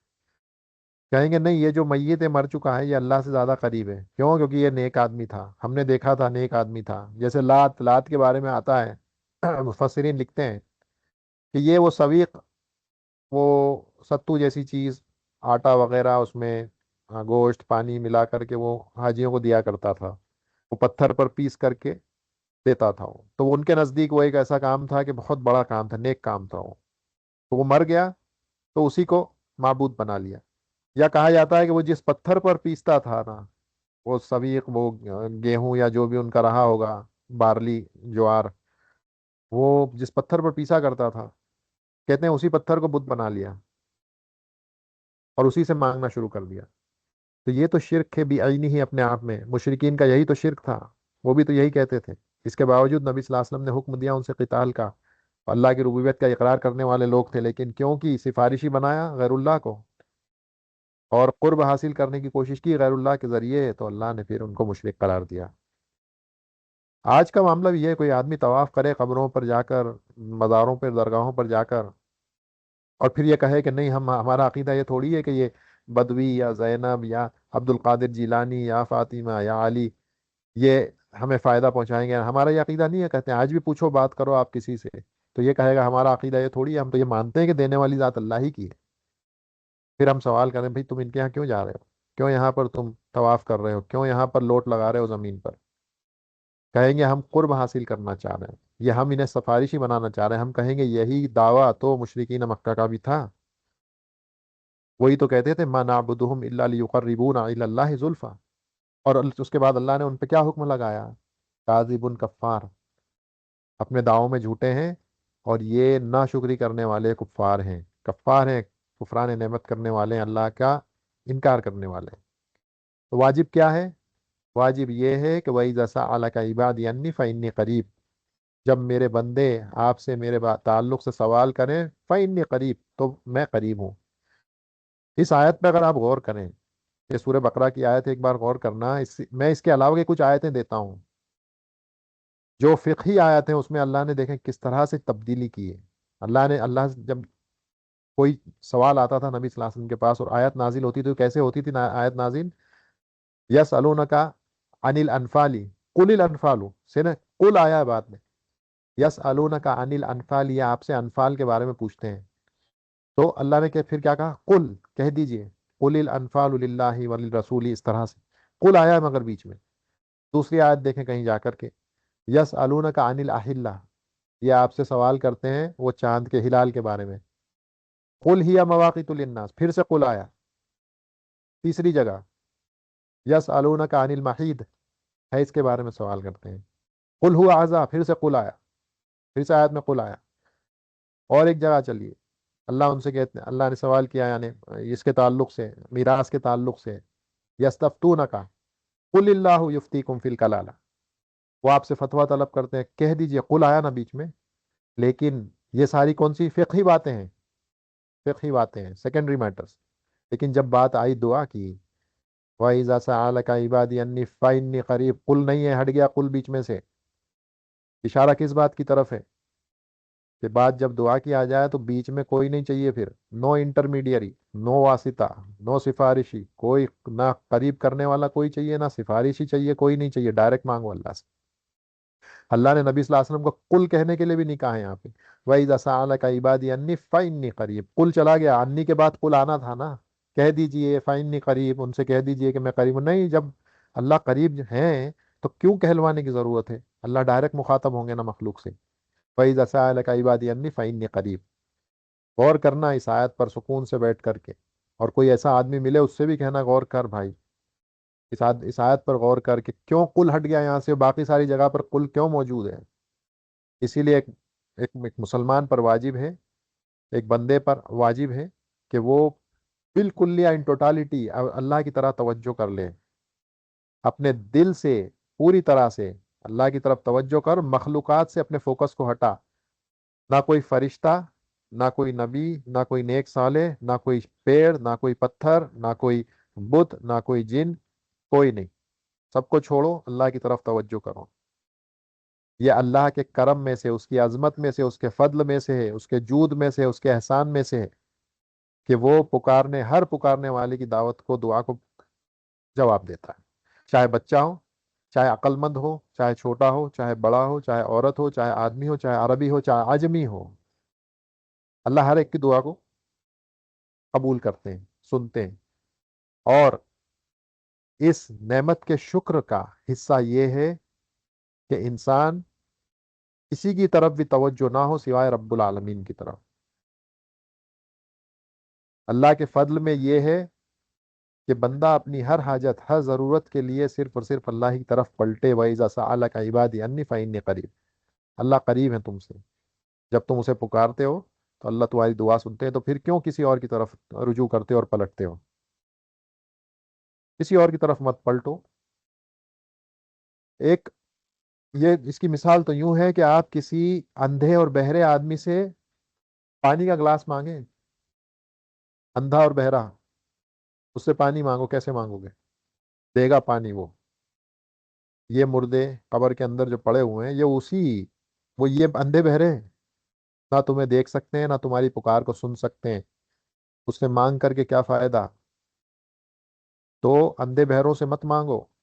اللہ نے قرآن میں کہا اموات غیر احیاء وما یشعرون ایان یبعثون، اموات ہیں، زندہ نہیں ہے یہ، ناٹ الائیو، شعور بھی نہیں ہے کہ کب ان کو کھڑا کیا جائے گا، ان کو یہ بھی نہیں پتا ہے کہ ان کو قبروں سے کب نکال کر باہر کھڑا کیا جائے گا، جبکہ ان اللہ سمیع بصیر، اللہ سننے والے بھی ہیں اور دیکھنے والے بھی ہیں، جو سنتا ہے اور دیکھتا ہے اس سے آپ مانگو گے، یا آپ گونگے بہرے سے مانگو، یا آپ اندھے بہرے سے مانگو گے؟ کیا پکار آپ کی پوری کرے گا؟ اسی سے یہ بات ہو گئی کہ یہ عقلی بات ہے کہ آپ اندھے بہرے سے مانگ کر کے کوئی فائدہ نہیں ہے، یہ اس کے لیے جو عقل رکھتا ہے، اب جو یہ بھی عقل نہیں رکھتا ہے تو پھر دوسرے ناحیے سے بھی سوچیں، دوسرے اینگل سے بھی سوچیں کہ مثلا ایک کوئی بڑا آدمی ہے، کوئی منسٹر ہے، کوئی بہت پیسے والا آدمی ہے، آپ اس کے پاس جا کے تو ڈائریکٹ نہیں مانگ رہے، لیکن اس کے پاس مثلا کوئی اور کھڑا ہے آدمی، ایک چھوٹا بچہ ہے، اس کا بیٹا ہے، آپ اس سے کہہ رہے ہو کہ ذرا اپنے والد سے کہو کہ کچھ ہمیں تھوڑا سا پیسے وغیرہ دے دیں، ہم بہت غریبی میں ہیں۔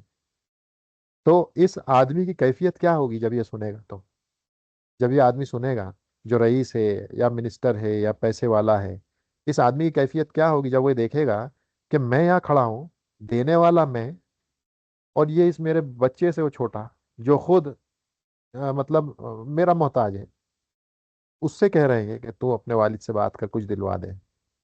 بے شک یہ اس کو آ، ناراض کرنے کا معاملہ ہے، یہ اس کو ناراض کرنے کا معاملہ ہے، آپ اس سے نہ مانگ کر کے ڈائریکٹ اس کو ناراض نہیں کر رہے، اس کی قدر کو کم نہیں کر رہے ہیں، آپ نے اس کی قدر کو کم کر دیا۔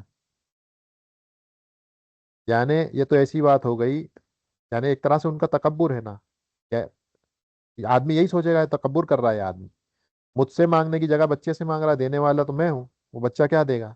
یہی معاملہ وللہ المثل الاعلیٰ، اللہ کے لیے ساری بلند ترین اعلیٰ مثالیں ہیں، لیکن اس کے باوجود بات کو سمجھانے کے لیے مثالوں کو پیش کرنا پڑتا ہے کہ وہ اللہ سے براہ راست دعا نہیں کرتے ہیں، کیونکہ وہ دوسروں کو بہتر سمجھتے ہیں اور خود کو اس قابل نہیں سمجھتے ہیں، انہوں نے اللہ کے ساتھ تکبر کیا، اللہ سے ڈائریکٹ نہ مانگ کر کے،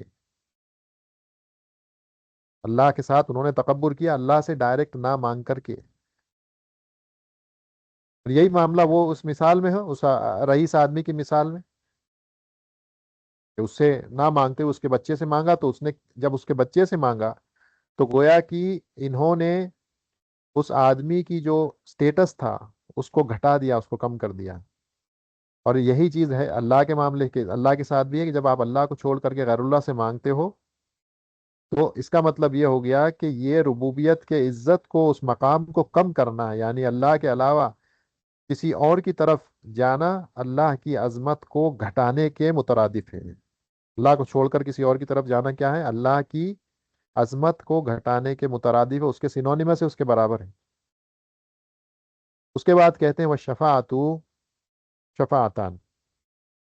وہ شفاعتان، سفارش اب کیا ہے اس کو بھی سمجھ لیں۔ دو قسم کی سفارش ہوتی ہے، ایک شفاعت منفیہ اور شفاعت مثبتہ۔ ایک جو ہے وہ نیگیٹو ہے، اور ایک جو ہے وہ افرمیٹو ہے۔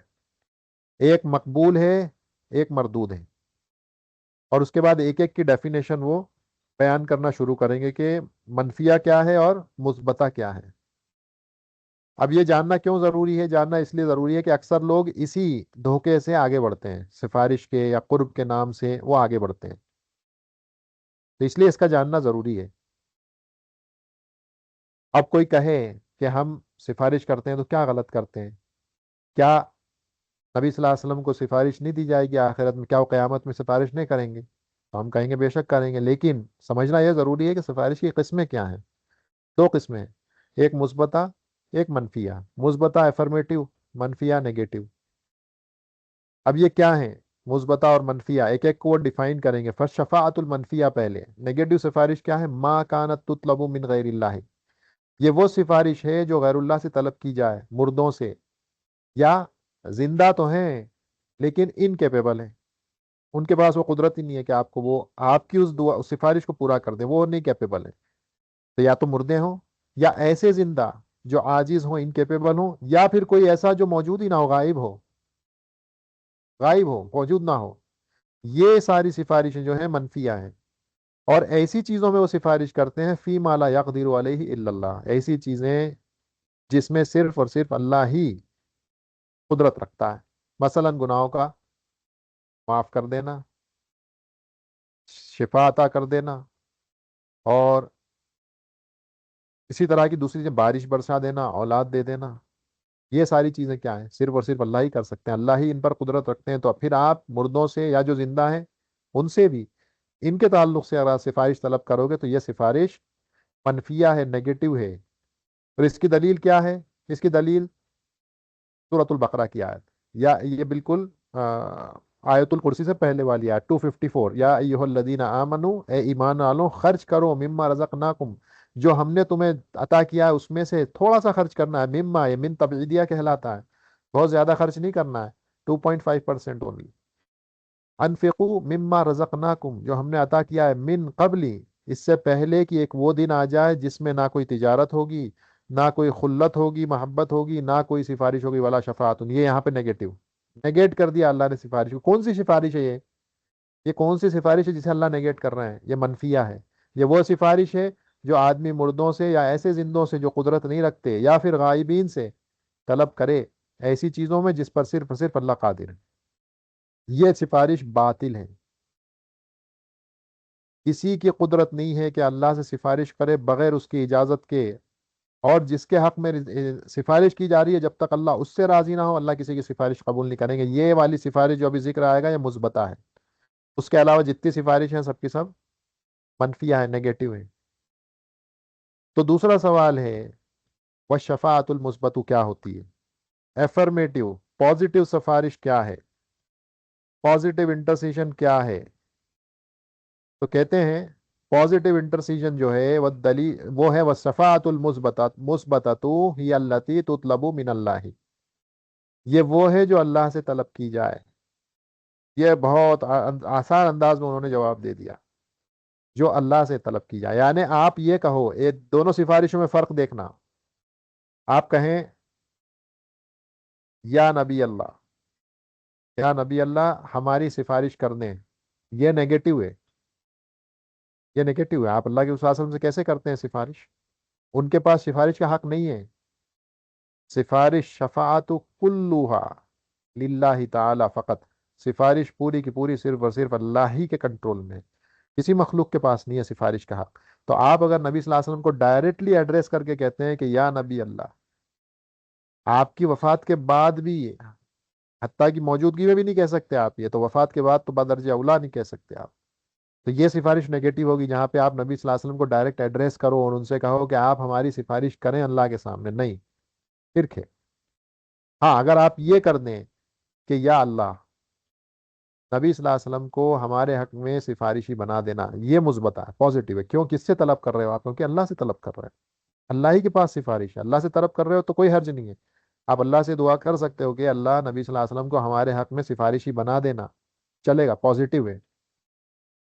आप कहो कि ए अल्लाह, सालिहीन को, अल्लाह के नेक बंदों को हमारे हक में सिफारिशी बना देना, पॉजिटिव है, कर सकते हो आप। लेकिन आप डायरेक्टली बंदे को, मखलूक को एड्रेस करो कि आप हमारे लिए सिफारिश कर दें, नेगेटिव, शिरक होगा।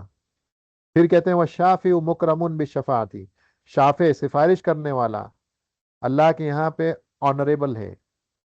यानी अल्लाह उसे जब सिफारिश का हक देते हैं तो किस बात की तरफ इशारा है? ये इशारा इस बात की तरफ है कि अल्लाह के यहाँ ये आदमी, इसका इकराम किया गया है, इस आदमी, यानी उसकी पोजीशन और स्टेटस पता चलता है।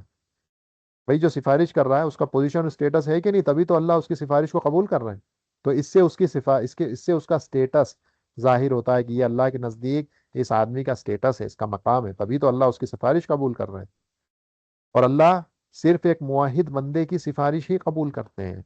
तौहीद परस्त, मुखलिस, इखलास वाला बंदा, उसी की सिफारिश कबूल की जाएगी, किसी और के हक में।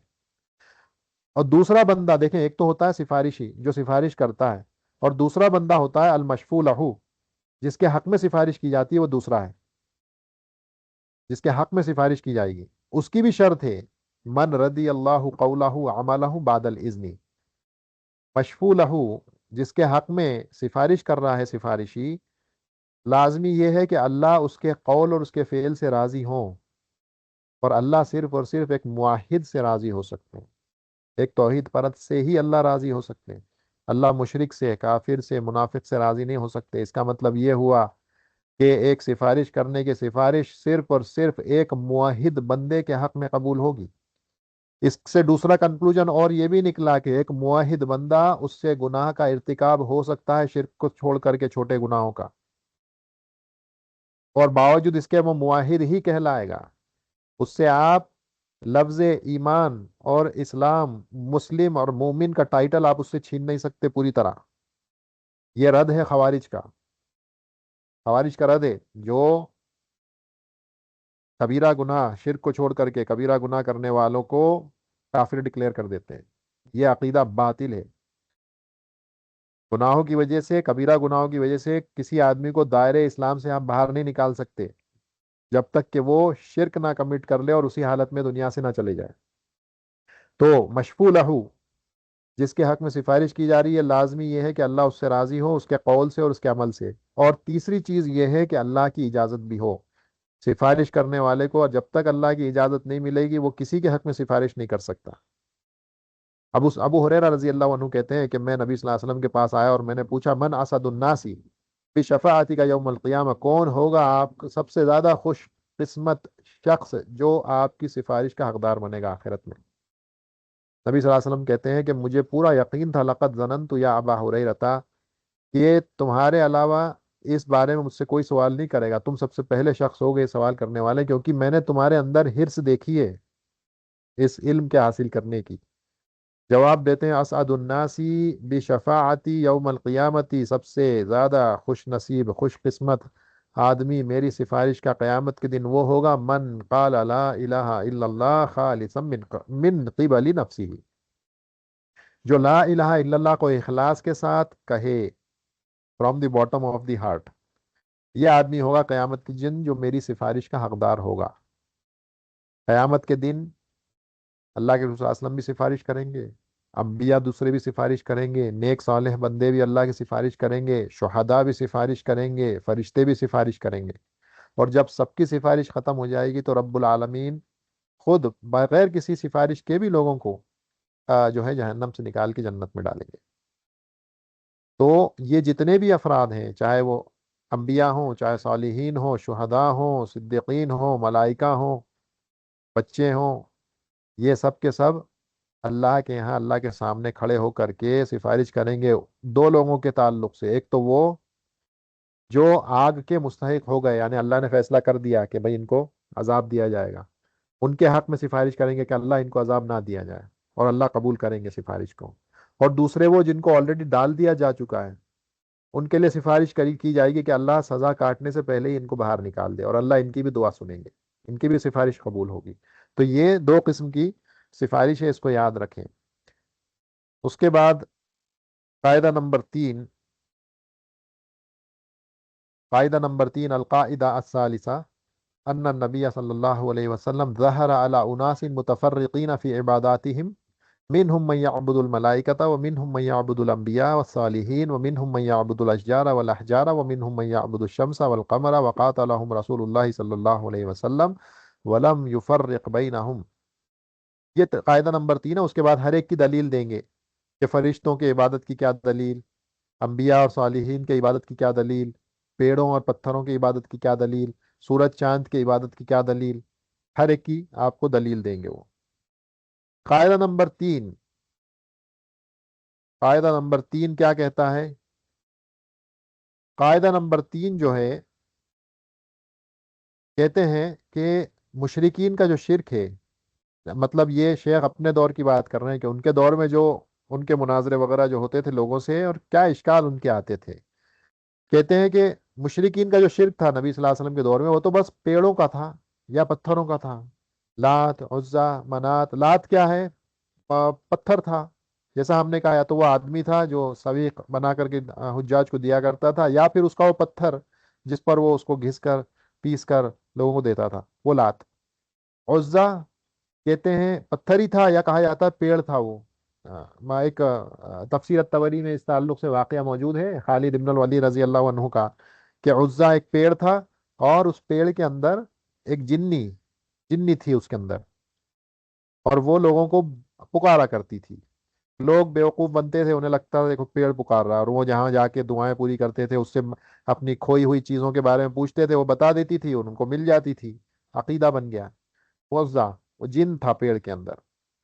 خالد بن الولید رضی اللہ عنہ کو بھیجا نبی صلی اللہ علیہ وسلم نے کہ جاؤ اس پیڑ کو کاٹ دو، ختم کر دو۔ تو لمبا طویل واقعہ ہے۔ خالد ابن الولید رضی اللہ عنہ آتے ہیں، اس کو پیڑ کو کاٹا، کاٹنے کے بعد پھر نبی صلی اللہ علیہ وسلم کے پاس گئے، بیان کیا، نبی صلی اللہ علیہ وسلم نے کہا کہ نہیں ابھی کام پورا نہیں ہوا ہے، وہ بچی ہوئی ہے۔ پھر سے گئے، اور اس کے بعد جا کر کے وہ ایک عورت جنی تھی، وہ اس کے بال وال پھیلا کر کے کھڑی تھی، اس کو جا کے خالد بن ولید رضی اللہ عنہ نے بعد میں مارا، اور وہ مر گئی فائنلی۔ تو یہ واقعہ جو ہے تفسیر الطبری کے اندر موجود ہے۔ تو عزا، اسی طرح سے منات بھی ایک بت ہوا کرتا تھا، منات بھی بت ہوا کرتا تھا ان کا۔ تو یہ وہ کہتے تھے شیخ کے دور کے جو مشرکین تھے کہ یہ تو شرک تو بس یہ تھا، ہم تھوڑی پتھروں کو پوچھتے ہیں، ہم پتھروں کو نہیں پوچھتے۔ تو شیخ رحمہ اللہ کہتے ہیں کہ شرک صرف یہی تھوڑی ہے کہ تم پتھروں کو پوچھو، کیونکہ وہ لوگ بھی جو اس دور میں تھے، ان کے تعلق سے بھی قرآن میں اور اللہ کے نبی صلی اللہ علیہ وسلم کی احادیث میں وضاحت کے ساتھ بات آئی ہے کہ اس دور میں فرشتوں کو پوجنے والے بھی تھے، اس دور میں پتھروں کو پوجنے والے بھی تھے، پیڑوں کو پوجنے والے بھی تھے، انبیاء کو پوجنے والے بھی دور میں موجود تھے، اور اس کے علاوہ جو ہے الگ الگ قسم کی عبادتیں، سورج اور چاند کو پوجنے والے بھی تھے۔ تو چاہے آدمی مورتیوں کو پوجے، چاہے آدمی مردوں کو پوجے، چاہے کسی کے معبود کھڑے ہوں، چاہے کسی کے معبود لیٹے ہوں قبر کے اندر، چاہے الغرض کسی بھی چیز کو پوچھتا ہے، وہ پیڑ پودے پتھر مخلوق میں سے بندر ہاتھی گھوڑے کسی کو بھی پوچھتا ہے، تو یہ آدمی اس نے شرک کیا، اس نے شرک کیا، اور اس شرک کی وجہ سے یہ آدمی دائرہ اسلام سے خارج ہو جائے گا۔ جو آدمی عبادتوں کو غیر اللہ کی طرف صرف کرے، چاہے وہ فرشتہ ہو، چاہے کوئی نبی ہو، چاہے کوئی پیڑ ہو، چاہے کوئی پتھر ہو، چاہے کوئی مورتی ہو، چاہے کوئی قبر ہو، چاہے کوئی درگاہ ہو، چاہے جو کچھ ہو، شرک ہے۔ اسی لیے کہتے ہیں کہ ان نبی صلی اللہ علیہ وسلم، نبی صلی اللہ علیہ وسلم ایسے لوگوں کے درمیان ظاہر ہوئے جو اپنے معبودات میں متفرق تھے، الگ الگ قسم کے معبودات بنا رکھے تھے۔ یہاں عباداتہم سے مراد ہے معبوداتہم، الگ الگ عبادت ہونے کا مطلب یہ ہے کہ ان کے معبود الگ الگ تھے، الگ الگ قسموں سے ان کی عبادت کیا کرتے تھے، چاہے وہ فرشتے ہوں، چاہے وہ صالحون ہوں، چاہے انبیاء ہوں، چاہے پیڑ ہوں، پتھر ہوں، چاہے جو کچھ ہو، سورج چاند ہو۔ نبی صلی اللہ علیہ وسلم ایسے لوگوں کے بیچ آئے جن کے معبودات الگ الگ قسم کے ہوا کرتے تھے، ان میں سے بعض سورج کی، چاند کی، بعض فرشتوں کی، بعض انبیاء کی، نیک بندوں کی، پیڑوں کی، پتھروں کی عبادت کیا کرتے تھے۔ وقاتلہم رسول اللہ صلی اللہ علیہ وسلم، اور نبی صلی اللہ علیہ وسلم نے ان سے قتال کیا، اور ان کے درمیان کوئی فرق نہیں کیا، یعنی یہ فرق نہیں کیا کہ نہیں اس کا کفر کم ہے، اس کا کم ہے، جس نے پیڑ کی ہم اس سے قتال کریں گے، جس نے سورج چاند کی ہم اس کو چھوڑ دیں گے، نہیں، کوئی فرق نہیں کیا، سب برابر، سب کفر، سب کافر، سب مشرک۔ اور کفر کی بہت الگ الگ قسمیں اس دور میں ان کے علاوہ بھی موجود تھیں۔ بعض لوگ موت کے بعد اٹھائے جانے کا انکار کیا کرتے تھے، بعض لوگ رسالت کا انکار کیا کرتے تھے، یا مسیح ابن مریم علیہ السلام ان کو خدا کے درجے پر، اللہ کے درجے پر بٹھا بیٹھے تھے، یا ثالث ثلاثہ کہا دیا کرتے تھے، عزیر ابن اللہ کہا کرتے تھے، عزیر اللہ کے بیٹے۔ اللہ نے ان سب کے تعلق سے کہا یہ کفر کرتے ہیں، یہ کفر کر بیٹھے ہیں۔ جو آدمی اللہ کے حکم کے سوا کسی اور حکم سے راضی ہو جائے، اس کے لیے بھی اللہ نے کیا کہا، وَمَن لَّمْ يَحْكُم بِمَا أَنزَلَ اللَّهُ فَأُولَٰئِكَ هُمُ الْكَافِرُونَ۔ کفر الگ الگ قسموں کے، اور نبی صلی اللہ علیہ وسلم نے ان کفر میں کسی میں بھی آپس میں کوئی فرق نہیں کیا، سب برابر، چاہے آپ بتوں کو پکارو، چاہے آپ فرشتوں کو پکارو، چاہے آپ انبیاء کو پکارو، چاہے آپ پتھروں کو، پیڑوں کو، سورج چاند کو، مخلوق کسی کو بھی پکارو آپ الغرض، آپ جو ہے یہ کہا جائے گا کہ آپ نے غیر اللہ کی عبادت کی، اور اس صورت میں آپ نے کفر کر لیا اور آپ دائرے اسلام سے خارج ہو گئے۔ اب یہاں پر وہ جیسے بات پہلے گزری، اور اس سے پورا یہ قواعد ایک دوسرے سے آپس میں کنیکٹڈ ہیں، کہ وہ لوگ شیخ محمد ابن عبد الوہاب رحمہ اللہ سے کیوں چڑھتے تھے، کیوں رد کرتے تھے، کیوں دشمنی اور بغض رکھتے تھے، کہتے تھے کہ تو آپ ہماری تکفیر کیسے کرتے ہو، ہم تو توحید ربوبیت کا جو ہے اس کا دعویٰ کرتے ہیں، اس پر ایمان رکھتے ہیں، اللہ کو رب مانتے ہیں، آپ کیوں ہماری تکفیر کرتے ہو؟ اس بات کا جواب آلریڈی ہم دیکھ چکے قاعدہ نمبر 1 میں۔ اس کے بعد پھر کہتے ہیں آپ ہم سے قتال کیوں کرتے ہو، جبکہ ہم توحید ربوبیت کا اقرار کرنے والے ہیں، آپ ہم سے قتال کیوں کرتے ہو؟ پہلا تو ہم نے دیکھا تکفیر کرنے کی بات، دوسری بات کیا ہوئی کہ ہم سے قتال کیوں کرتے ہو، جنگ کیوں کرتے ہو؟ ہم توحید ربوبیت کا اقرار کرنے والے ہیں۔ اس کا جواب ہم نے قاعدہ نمبر 2 میں دیکھا، کہ تم جو کرتے ہو وہ تو وہ عین مشرکین کیا کرتے تھے اس دور کے بھی، اور ان کے ساتھ بھی نبی صلی اللہ علیہ وسلم نے قتال کیا، اس لیے میں تمہارے ساتھ قتال کرتا ہوں۔ اب یہ تیسرا قاعدہ مصنف رحمہ اللہ لے کر آئے ہیں، کیونکہ ان کے دور کے جو کفار تھے، جو مشرکین تھے، وہ یہ کہا کرتے تھے کہ جو شرک ہے وہ تو بس بتوں کی پوجا میں ہے، جیسا کہ کفار قریش کیا کرتے تھے۔ تو مصنف رحمہ اللہ نے کہا کہ نہیں، اگر تم نے نبیوں کی بھی کو بھی کی عبادت کی، اگر تم نے اولیاء کی عبادت کی، پیڑوں کی، پتھروں کی، صالحین کی، تو یہ بھی کفر ہے، یہ بھی شرک ہے، اور نبی صلی اللہ علیہ وسلم نے ہر اس شخص سے قتال کیا، اور ان کے درمیان میں کوئی فرق نہیں کیا، ان کے درمیان میں کوئی عبادت کرنے والے سب برابر غیر اللہ کی، غیر اللہ کی عبادت کرنے والے سب برابر، اگرچہ کہ ان کے معبودات الگ الگ کیوں نہ ہوں، سب کے سب کافر کہلائیں گے، سب کے سب مشرک کہلائیں گے۔ اور اس کے بعد آپ کو دلیلیں دینا شروع کریں۔ دلیل کیا ہے؟ پہلی جنرل دلیل دے دی، عام دلیل، کہتے ہیں وہ دلیل قولہ تعالی وقاتلوہم، یعنی قتال کرو ہر کافر سے، قاتلوہم، یہ ہم کی ضمیر ہر کافر کی طرف لوٹ کے جا رہی ہے، وقاتلوہم حتی لا تکون فتنۃ، یہاں تک کہ فتنہ ختم ہو جائے۔ فتنے سے مراد شرک ہے۔ وَيَكُونَ الدِّينُ كُلُّهُ لِلَّهِ، اور پورا کا پورا دن ان اٹس انٹائرٹی خالص اللہ کے لیے ہو جائے، خالص اللہ کے لیے پورا دن، نہ کسی پیڑ کے لیے، نہ کسی پتھر کے لیے، نہ کسی فرشتے کے لیے، نہ کسی نبی کے لیے، کسی کے لیے نہیں، پورا کا دن، پورا کا پورا دین اللہ کے لیے خالص۔ یہ جنرل آیت ہے، یہ جنرل ایویڈنس ہے جس میں سب شامل ہو گئے۔ اب اس کے بعد ایک ایک ایک ایک کر کے اسپیسیفک ایویڈنسز دیں گے۔ پہلی دلیل سورج چاند کی، سورج اور چاند کی دلیل کیا ہے؟ کہتے ہیں وَمِنْ آیَاتِهِ، اللہ کی نشانیوں میں سے رات ہے، دن ہے، سورج ہے، چاند ہے، اور لا تسجدوا للشمس، شمس کو سجدہ مت کرو، قمر کو سجدہ مت کرو، بلکہ وسجدوا للہ، صرف اور صرف اللہ ہی کو سجدہ کرو، الذی خلقہن، دیکھا فوراً جہاں پر عبادت کی بات آئی اس کے فوراً بعد خلق، ربوبیت۔ اسی لیے اہل علم کہتے ہیں توحید الربوبیتی یستلزم توحید الالوہیہ، توحید ربوبیت نیسیسیٹیٹ کرتی ہے توحید الوہیت کو. جو آدمی اللہ کو رب مانتا ہے تو لازمی ہے کہ وہ صرف اور صرف اللہ کی عبادت کرے. اسی لیے دیکھیں یہاں سجدہ، سجدہ کیا ہے؟ عبادت ہے. سجدہ عبادت ہے. اور آپ کو کیوں صرف اور صرف اللہ کے لیے عبادت کرنا ہے؟ کیونکہ اس نے آپ کو پیدا کیا، خلقہم، ان کنتم ایاہ تعبدون. تو نبی صلی اللہ علیہ وسلم کے دور میں ایسے لوگ پائے جاتے تھے جو سورج اور چاند کی بھی عبادت کیا کرتے تھے.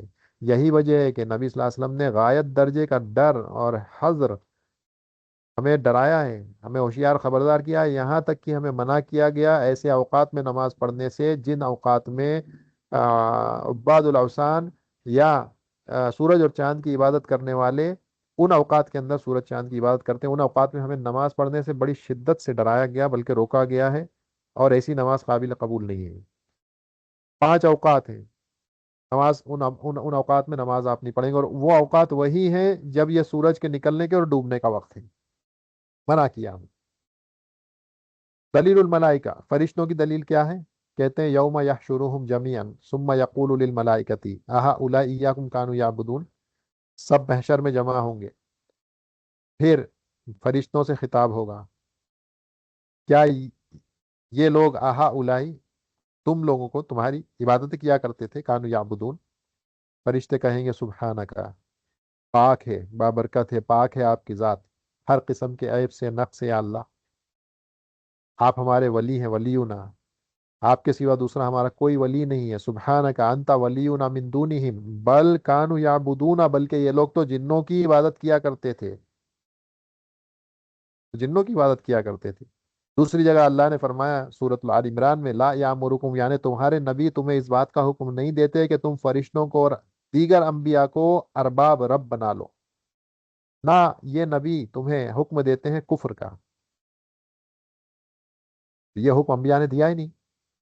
یہ دلیل ہے فرشتوں کو معبود بنا لینے کی، کہ اس دور میں ایسے بھی لوگ تھے جو فرشتوں کی پوجا کرتے تھے، ان کی عبادتیں کیا کرتے تھے، جبکہ رسولوں نے صرف یہ حکم دیا کہ ایک اللہ کی عبادت کرو وحدانیت کے ساتھ، صرف اور صرف ایک اللہ کی عبادت. یہ سارے انبیاء، سارے رسولوں کا ایک ہی میسج تھا.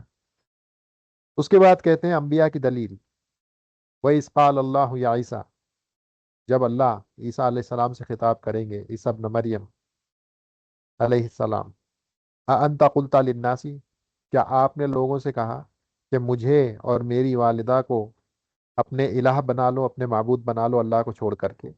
جواب دیں گے سبحانہ کا، پھر وہی جواب دیں گے کہ مقدس ہے آپ کی ذات، پاکیزہ ہے آپ کی ذات ہر قسم کے عیب سے، ہر قسم کے نقص سے، ہر قسم کی ڈیفیشنسی سے. ما یکون لی، ہمیں یہ بالکل اختیار اور حق نہیں ہے کہ ہم ایسی بات کہیں. ہم بالکل ایسی بات کر ہی نہیں سکتے جسے کرنے کا حق ہمارے پاس نہ ہے، ہمارے پاس ہے ہی نہیں. ہم ایسا کیسے کہہ سکتے ہیں کہ مجھے معبود بنا لو؟ تو یہ دلیل ہے اس بات کی کہ اس دور میں ایسے لوگ بھی تھے نصرانی جنہوں نے عیسیٰ علیہ السلام کو بالکل جو ہے معبود کے الہ کے درجے پر لے جا کے بٹھا دیا.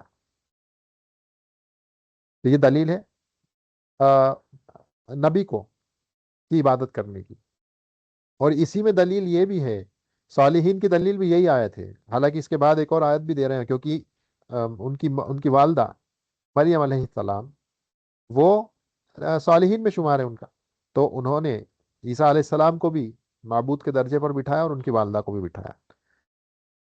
پھر کہتے ہیں وہ دلیل صالحین نیک لوگوں کی دلیل کیا ہے کہ ان کی بھی لوگ عبادت کرتے تھے. کہتے ہیں قل ادعوا الذین زعمتم، کہہ دیجئے ادعوا الذین زعمتم من دونہ، جن لوگوں کو اللہ کے سوا پکارتے ہو، الذین زعمتم جنہیں تم دعویٰ کرتے ہو اللہ کے سوا پکارتے ہو، فلا یملکون، وہ اس بات کا بھی ان کے پاس اختیار نہیں ہے کہ وہ کسی سے کسی تکلیف کو، کسی ہارم کو، کسی نقصان کو تم سے دور کر دیں، یا اسے تمہارے اوپر سے اٹھا کر کے کسی اور پر تبدیل کر دیں. وہ بھی نہیں ہے ان کے پاس، نہ سرے سے اس کو ختم کر سکتے ہیں، نہ وہ ٹرانسفر کر سکتے ہیں کسی اور پر.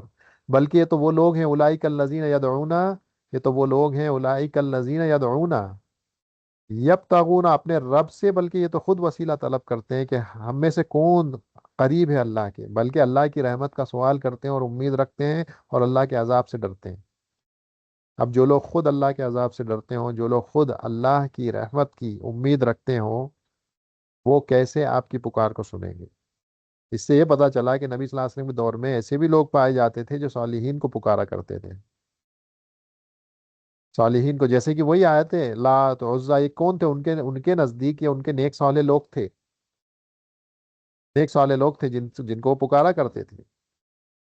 نوح علیہ السلام کے دور میں ہم نے دیکھا کہ لوگوں نے کیسے لوگوں کے اندر شرک داخل ہوا، نیک لوگوں کے ذریعے داخل ہوا۔ جب وہ وفات پا گئے تو شیطان نے آ کر کے لوگوں کو بہکایا اور ان کے بت تماثیل بنوائے، اور لوگوں کے دلوں میں یہ بات ڈالی کہ یہ نیک لوگ تھے، انہیں تم اپنی مجالس میں جہاں بیٹھا کرتے تھے وہیں ان کے بتوں کو لا کر بیٹھا دو، تاکہ جب تم انہیں دیکھو گے تو تمہارے دل میں بھی عبادتوں کا شوق پیدا ہوگا۔ تو نیک صالح لوگوں کے ذریعے جو ہے شرک داخل ہوا، جب لوگوں نے ان کی عبادت کرنا شروع کی تو، اور ان کے تعلق سے غلو کیا، تو پھر لوگ شرک کا شکار ہو گئے، شیطان کو موقع مل گیا لوگوں کو بہکانے کا۔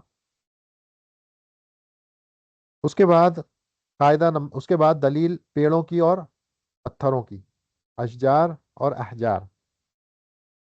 اشجار اور احجار کی دلیل کے طور پہ کہتے ہیں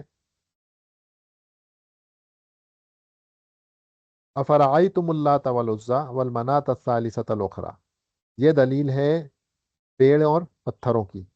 اور اس کے بعد ایک حدیث آ رہی ہے، اس میں پیڑ کی دلیل ہے، یہ پتھروں کی دلیل ہے، افرعیتم اللات والعزی والمناۃ الثالثۃ الاخری۔ یہ تین پتھر ہیں۔ ایک بات یہ بھی ہے کہ عزا جو ہے وہ پیڑ تھا، اس میں جنی تھی جیسا ہم نے دیکھا، لیکن وہ پیڑوں کی بھی دلیل ہے اور پتھروں کی بھی دلیل ہے۔ تو پیڑ اور پتھروں کی دلیل کیا ہے؟ تین بت، لات، عزا اور منات، جس میں پہلے ہم نے دیکھا کہ لات وہ آدمی جو سویق وغیرہ بنا کر کے حجاج کو دیا کرتا تھا، منات بھی اسی طرح سے بت تھا پتھر کا، اور عزا پیڑ یا پتھر، دونوں باتیں ہیں۔ تو یہ دلیل ہے کہ وہ ان کی پوجا کیا کرتے تھے، ان کی عبادت کیا کرتے تھے۔ یہ تینوں پتھر کی دلیل ہے۔ پیڑ کی دلیل کیا ہے؟ وہ حدیث ہے۔ ابھی واقد اللیثی رضی اللہ عنہ کہتے ہیں کہ نبی صلی اللہ علیہ وسلم کے ساتھ ایک موقع پر ہم حنین کی طرف نکلے، جو طائف کے قریب جگہ ہے، طائف کے قریب جگہ حنین۔ کہتے ہیں ہم لوگ اسلام میں نئے نئے تھے، ابھی ابھی ہم نے فتح مکہ کے موقع پر اسلام قبول کیا تھا، تو بالکل نئے تھے۔ اس کا مطلب یہ تھا کہ عقیدہ ہمارا ابھی اتنا راسخ اور مضبوط نہیں تھا، ابھی بھی بعض اثرات جو دور جاہلیت اور مشرکانہ جو عقائد تھے وہ ابھی بھی کچھ کچھ ہمارے اندر موجود تھے۔ تو کہتے ہیں ہم نئے نئے تھے، ابھی ابھی اسلام قبول کیا تھا۔ کہتے ہیں ولیل مشرکینہ سدرتون، اور مشرکین کا ایک پیڑ ہوا کرتا تھا، وہ وہاں یا کفون عندہا، وہاں پر وہ وقوف کیا کرتے تھے، یعنی وہاں پر وہ کافی لمبے طویل عرصے تک بیٹھا کرتے تھے، وہاں ہجوم لگا رہتا تھا ارد گرد، اس پیڑ کے آس پاس ہی وہ بیٹھا کرتے تھے۔ کیوں بیٹھتے تھے؟ کہتے ہیں ینوتون بہا اسلحتہم، دیکھیں اعتکاف جو ہم کہتے ہیں، وقوف کرنا، کہیں پر ٹھہرنا، یہ بھی عبادت کی قسم ہے۔ تو وہ وہاں پر اس نیت سے بیٹھتے تھے، عبادت کی نیت سے۔ اعتکاف کرنا، وقوف کرنا، یہ عبادت ہے، تو عبادت کی نیت سے بیٹھتے تھے۔ اور کیوں بیٹھتے تھے؟ وہ اپنے جو ویپنس ہوتے تھے، جنگ کا سامان، تیر، کمان، تلواریں، یہاں تک کہ کپڑے بھی وہاں لٹکا دیا کرتے تھے اس پیڑ پر۔ کیوں لٹکاتے تھے؟ اس نیت سے اور امید سے کہ ہمارے کپڑے بابرکت ہو جائیں گے، یہاں پر ہم لٹکائیں گے تو یہ کپڑے جو ہے اس برکتی ہو جائیں گے، اور یہ ہمارے جو ہتھیار ہیں ان میں پاور آ جائے گا اس پیڑ کی برکت سے۔ اور اس پیڑ کا نام تھا ذات انوات، کیونکہ وہاں پر اس کو لٹکایا جاتا تھا چیزوں کو، تو ذات انوات اس کا نام تھا۔ تو کہتے ہیں ہم ایسے ہی ایک پیڑ کے پاس سے گزرے، کون؟ ابو واقد اللیثی رضی اللہ عنہ کہتے ہیں کہ ایسے ہی کسی پیڑ کے پاس سے ہم گزرے، تو ہم نے کہا، کیونکہ ہم نئے نئے تھے ابھی اسلام میں، ہم نے سوچا جیسا ان کے لیے پیڑ ہے، ہم بھی رسول اللہ صلی اللہ علیہ وسلم سے ہم ڈیمانڈ کر لیں کہ اجعل لنا ذات انوات کما لہم ذات انوات، ہمارے لیے بھی ایک ایسا پیڑ بنا دیں نا ذات انوات جیسا ان لوگوں کا ہے، تاکہ ہم بھی ہمارے وہاں ویپنس وغیرہ لٹکائیں، کپڑے لٹکائیں جیسے وہ لٹکاتے ہیں برکت کے لیے۔ نبی صلی اللہ علیہ وسلم کہتے ہیں اللہ اکبر، تعجب سے، حیرانی سے، سرپرائز ہو کر کے کہتے ہیں اللہ اکبر، کیسی بات کرتے ہو، ایسی عجیب بات کرتے ہو۔ انہا السنن، یہ تو بعض طریقے ہیں ان لوگوں کے، تم نے تو وہی بات کی، والذی نفسی بیدہ، جیسا کہ بنی اسرائیل نے موسیٰ علیہ السلام سے کہا تھا جب وہ بت کے پاس سے گزرے تھے کہ اجعل لنا الہن، ہمارے لیے بھی ایک معبود بنا دینا جیسا ان کے پاس معبود ہے۔ تم تو وہی بات کرتے ہو جو موسیٰ علیہ السلام سے ان کی قوم بنی اسرائیل نے کی تھی، اور یہ ایک باطل کلیم ہے، ایک باطل دعویٰ ہے، ایک باطل ریکویسٹ ہے۔ تو جب معاملہ یوں ہے تو پھر جان لیں کہ شرک کی جو بھی قسم ہو سکتی ہے، چاہے معبودات کتنے بھی الگ الگ قسم کے ہوں جن کو پوجا جاتا ہو، وہ کتنے ہی الگ الگ قسم کے کیوں نہ ہو، کسی کے بیچ میں بھی فرق نہیں کیا جائے گا، کیونکہ نبی صلی اللہ علیہ وسلم نے کسی کے بیچ فرق نہیں کیا۔ شرک شرک ہے، کفر کفر ہے، اور نبی صلی اللہ علیہ وسلم نے سب سے قتال کیا۔ تو یہ قاعدہ نمبر 3 تھا۔ آخری قاعدہ، قاعدہ نمبر 4، انا مشرکی زماننا اغلظ شرکا من الاولین، ان مشرکی زماننا اغلظ شرکا من الاولین لان الاولین یشرکون فی الرخاء ویخلصون فی الشدۃ ومشرک زماننا شرکهم دائم فی الرخاء والشدۃ والدلیل قوله تعالی فاذا رکبوا فی الفلک دعوا اللہ مخلصین لہ الدین فلما نجاهم الی البر اذا هم یشرکون، سورہ العنکبوت۔ اور وصلی اللہ علی محمد وعلی آلہ وصحبہ وسلم۔ یہ قاعدہ نمبر 4 ہے۔ اب قاعدہ نمبر 4 کیا کہتا ہے؟ قاعدہ نمبر 4 کمپیریزن ہو رہا ہے۔ یہ کمپیریزن ہے دو لوگوں کے درمیان۔ کون ہیں یہ دو لوگ جن کے درمیان کمپیریزن کیا جا رہا ہے؟ یہ مشرک ہیں اس دور کے اور مشرک ہیں اس دور کے، دو الگ الگ دور کے مشرکوں کے بیچ میں کمپیریزن کیا جا رہا ہے کہ کون ان میں سے زیادہ شدید ہے شرک کے معاملے میں، کس کا شرک زیادہ گھنونا شرک ہے۔ تو کہتے ہیں کہ مشرک جو اس زمانے کے تھے، نبی صلی اللہ علیہ وسلم جو ہمارے زمانے کے مشرک ہیں، ان کا شرک، یعنی شیخ اپنے دور کی بات کر رہے ہیں، تو ہم تو ابھی اور 300 350 سال اور آگے آ گئے۔ کہتے ہیں کہ ہمارے زمانے کے جو مشرک ہیں وہ اغلظ ہیں، زیادہ غلیظ ہیں پرانے دور کے شرک مشرکین کے مقابلے میں، ان کا شرک زیادہ گرا ہوا ہے، زیادہ غلیظ ہے ہمارے دور کے مشرکین کا شرک۔ اب ان کا شرک کیوں ایسا ہے، کیوں اتنا زیادہ غلیظ ہے؟ اس کی وجہ یہ ہے کہ آج کا جو مشرک ہے وہ تو ہر حال میں، ہر صورت حال میں، چاہے وہ آسانی کے حالات ہوں چاہے شدت کے حالات ہوں، ہر صورت میں وہ غیر اللہ کو ہی پکارتا ہے۔ جبکہ پرانے مشرک صرف جب ان کے حالات اچھے ہوا کرتے تھے تبھی وہ غیر اللہ کو پکارتے تھے، لیکن جب حالات بگڑتے تھے، جب سمندروں میں کشتیوں میں نکلتے تھے، تو پھر سب سب بھول جاتے تھے، وہ صرف ایک اللہ کو پکارتے تھے اس کے بعد۔ تو اس وجہ سے وہ بہتر ہوئے آج کے مشرکین کے مقابلے میں، اگرچہ کہ ٹھکانہ دونوں کا ایک ہی ہے۔ اگر وفات اسی پہ ہو گئی بنا توبہ کیے تو ٹھکانہ دونوں کا ایک ہی ہے، لیکن اگر ہم کمپیئر کریں گے کس کا شرک زیادہ اشد اور سیویئر ہے اور غلیظ ہے، تو ہم کہیں گے کہ آج کے دور کے مشرک کا شرک زیادہ غلیظ ہے۔ ایک اینگل تو یہ ہے کہ وہ چاہے حالات نارمل ہوں یا حالات شدت والے ہوں، ہر صورت میں آج کا مشرک غیر اللہ کو پکارتا ہے، اس اعتبار سے ان کا شرک غلیظ ہے۔ دوسرا اینگل یہ ہے کہ آج کا جو مشرک ہے وہ جب پکارتا ہے غیر اللہ کو تو ڈائریکٹ پکارتا ہے، اسے نہ واسطہ بناتا ہے نہ سفارشی بناتا ہے، ڈائریکٹ پکارتا ہے، اسے الہات کہتے ہیں۔ جبکہ ہم نے دیکھا قاعدہ نمبر 2 میں کہ مشرک جب پکارتے تھے تو ڈائریکٹ لات عزا ان سے نہیں مانگتے تھے، انہیں تو بس درمیان میں رکھتے تھے کہ تم اللہ سے مانگو، یہ کہتے تھے تم اللہ سے مانگو، مطلب مانگنے کا کام اللہ ہی سے ہوتا تھا، بس یہ تھا کہ ڈائریکٹ نہیں مانگتے تھے، یہ انڈائریکٹلی مانگتے تھے ان کے ذریعے۔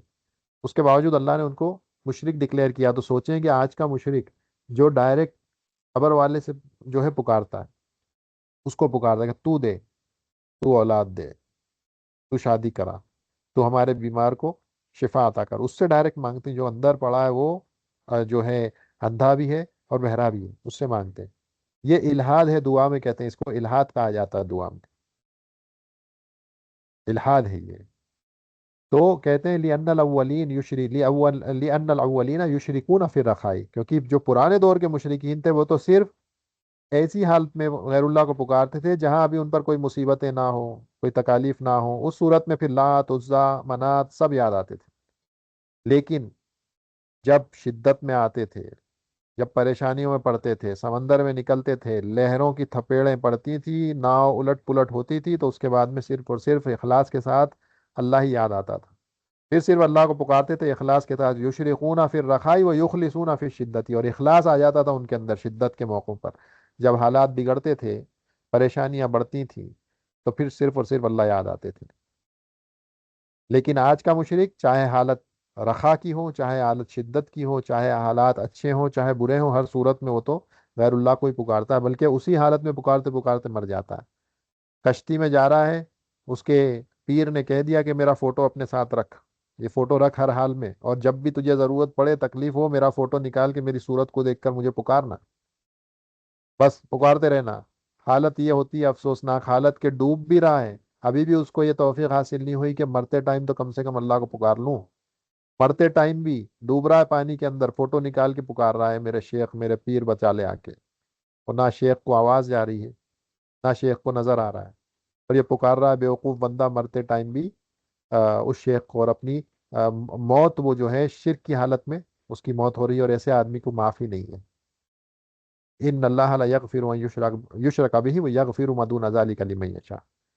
ہمارے دور کے مشرک کہتے ہیں، مشرک و زمانینا شرکہم دائم فی الرخاء و شدتی، یہ ہے ان کے شرک کے غلیظ ہونے کی وجہ کہ ہمارے دور کے تو مشرک ہے تو ہمیشہ چاہے حالات اچھے ہوں چاہے برے، ہر صورت میں وہ صرف اور صرف غیر اللہ کو پکارتے ہیں، یا حسین یا بدوی یا عبد القادر یا فاطمہ یا علی، یا قبر کے اندر رہنے والے بندر، گھوڑے شاہ کتے شاہ جو بھی ہیں، وہ قبر کے اندر اللہ ہی کو معلوم کون ہے اندر، اس کو پکارتے ہیں.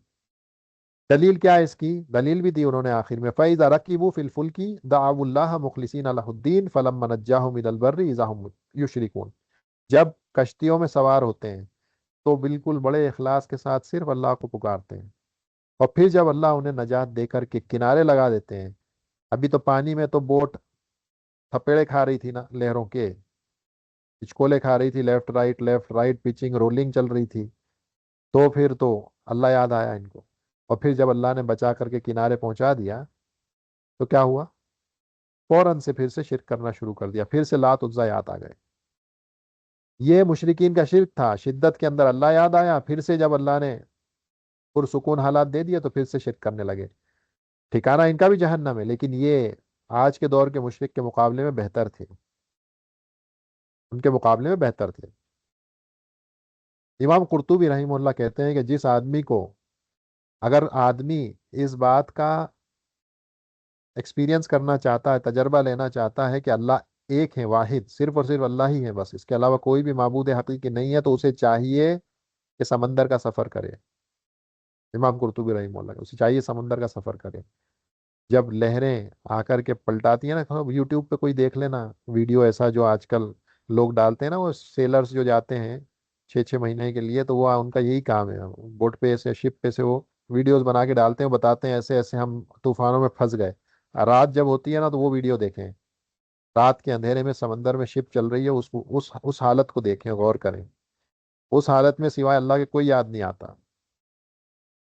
تو یہ وجہ ہے کہ پرا- پرانے دور کا جو مشرک تھا اس کا شرک ہلکا تھا آج کے دور کے مشرک کے مقابلے میں. تو یہ مصنف رحمہ اللہ نے ہمیں الحمدللہ چار جو ہیں قواعد انہوں نے ہم کو دیے، اور بہت اہم قواعد ہیں. اور اس کے بعد مصنف رحمہ اللہ اپنی بات کو اللہ کے رسول صلی اللہ علیہ وسلم پر صلوات اور سلام سے ختم کرتے ہیں. اور یہ بھی اہمیت ہے یہاں پہ، اس بات کی بھی اہمیت ہے، اس کی وجہ اس لیے ہے، اس بات کی اہمیت کی وجہ کہ وہ نبی صلی اللہ علیہ وسلم پر درود بھیج کر کے اپنی بات کو ختم کر رہے ہیں. کیونکہ بعض لوگ یہ شبہ پیش کرتے ہیں شیخ کی دعوت سے لوگوں کو دور کرنے کے لیے کہ دیکھو یہ شیخ تو جو ہے نبی صلی اللہ علیہ وسلم پر درود بھی نہیں بھیجتے. تو ڈرنے والا مسکین بیچارہ جو سننا بھی چاہتا ہے شیخ کو، تو وہ کیسے سنے گا ایک ایسے آدمی کی بات کہ جو نبی صلی اللہ علیہ وسلم پر درود ہی نہ بھیجتا ہو؟ تو یہ ڈرا بلا وجہ ڈرانا لوگوں کو، لوگوں کے دلوں میں نفرت اور بغض پیدا کرنا کہ وہ تو نبی صلی اللہ علیہ وسلم پر درود ہی نہیں بھیجتے، جبکہ دیکھیں اپنے رسالے کو ختم کس پر کر رہے ہیں، وصلی اللہ علی محمد و علیہ و صحابہ اجمعین وسلم. تو اپنی بات کو ختم ہی اس پر کیا انہوں نے. تو یہ جو ہے الحمدللہ اس طرح سے یہ رسالہ ختم ہوتا ہے. فجزا اللہ خیرن علی ما قدم وعلی درجاته ورفع موازینه فی اللیین. وجمعنا أجمعين به وبالصالحين من عباده بأنبيائه وأوليائه في جنات النعيم وهدانا صراطه المستقيم وأصلح لنا جميعا ديننا الذي هو عصمة أمرنا وأصلح جميع دينا دنيا التي فيها معاشنا وأصلح لا آخرتنا التي فيها معادنا ونسأله عز وجل أن يجعل الحياة زيادة لنا في كل خير والموت راحة من كل شر وأن يغفر لنا ولوالدينا وللمسلمين والمسلمات والمؤمنين والمؤمنات الأحياء منهم والأموات. جزاك الله خيرا. سبحانك اللهم وبحمدك أشهد أن لا إله إلا أنت أستغفرك وأتوب إليك. السلام عليكم.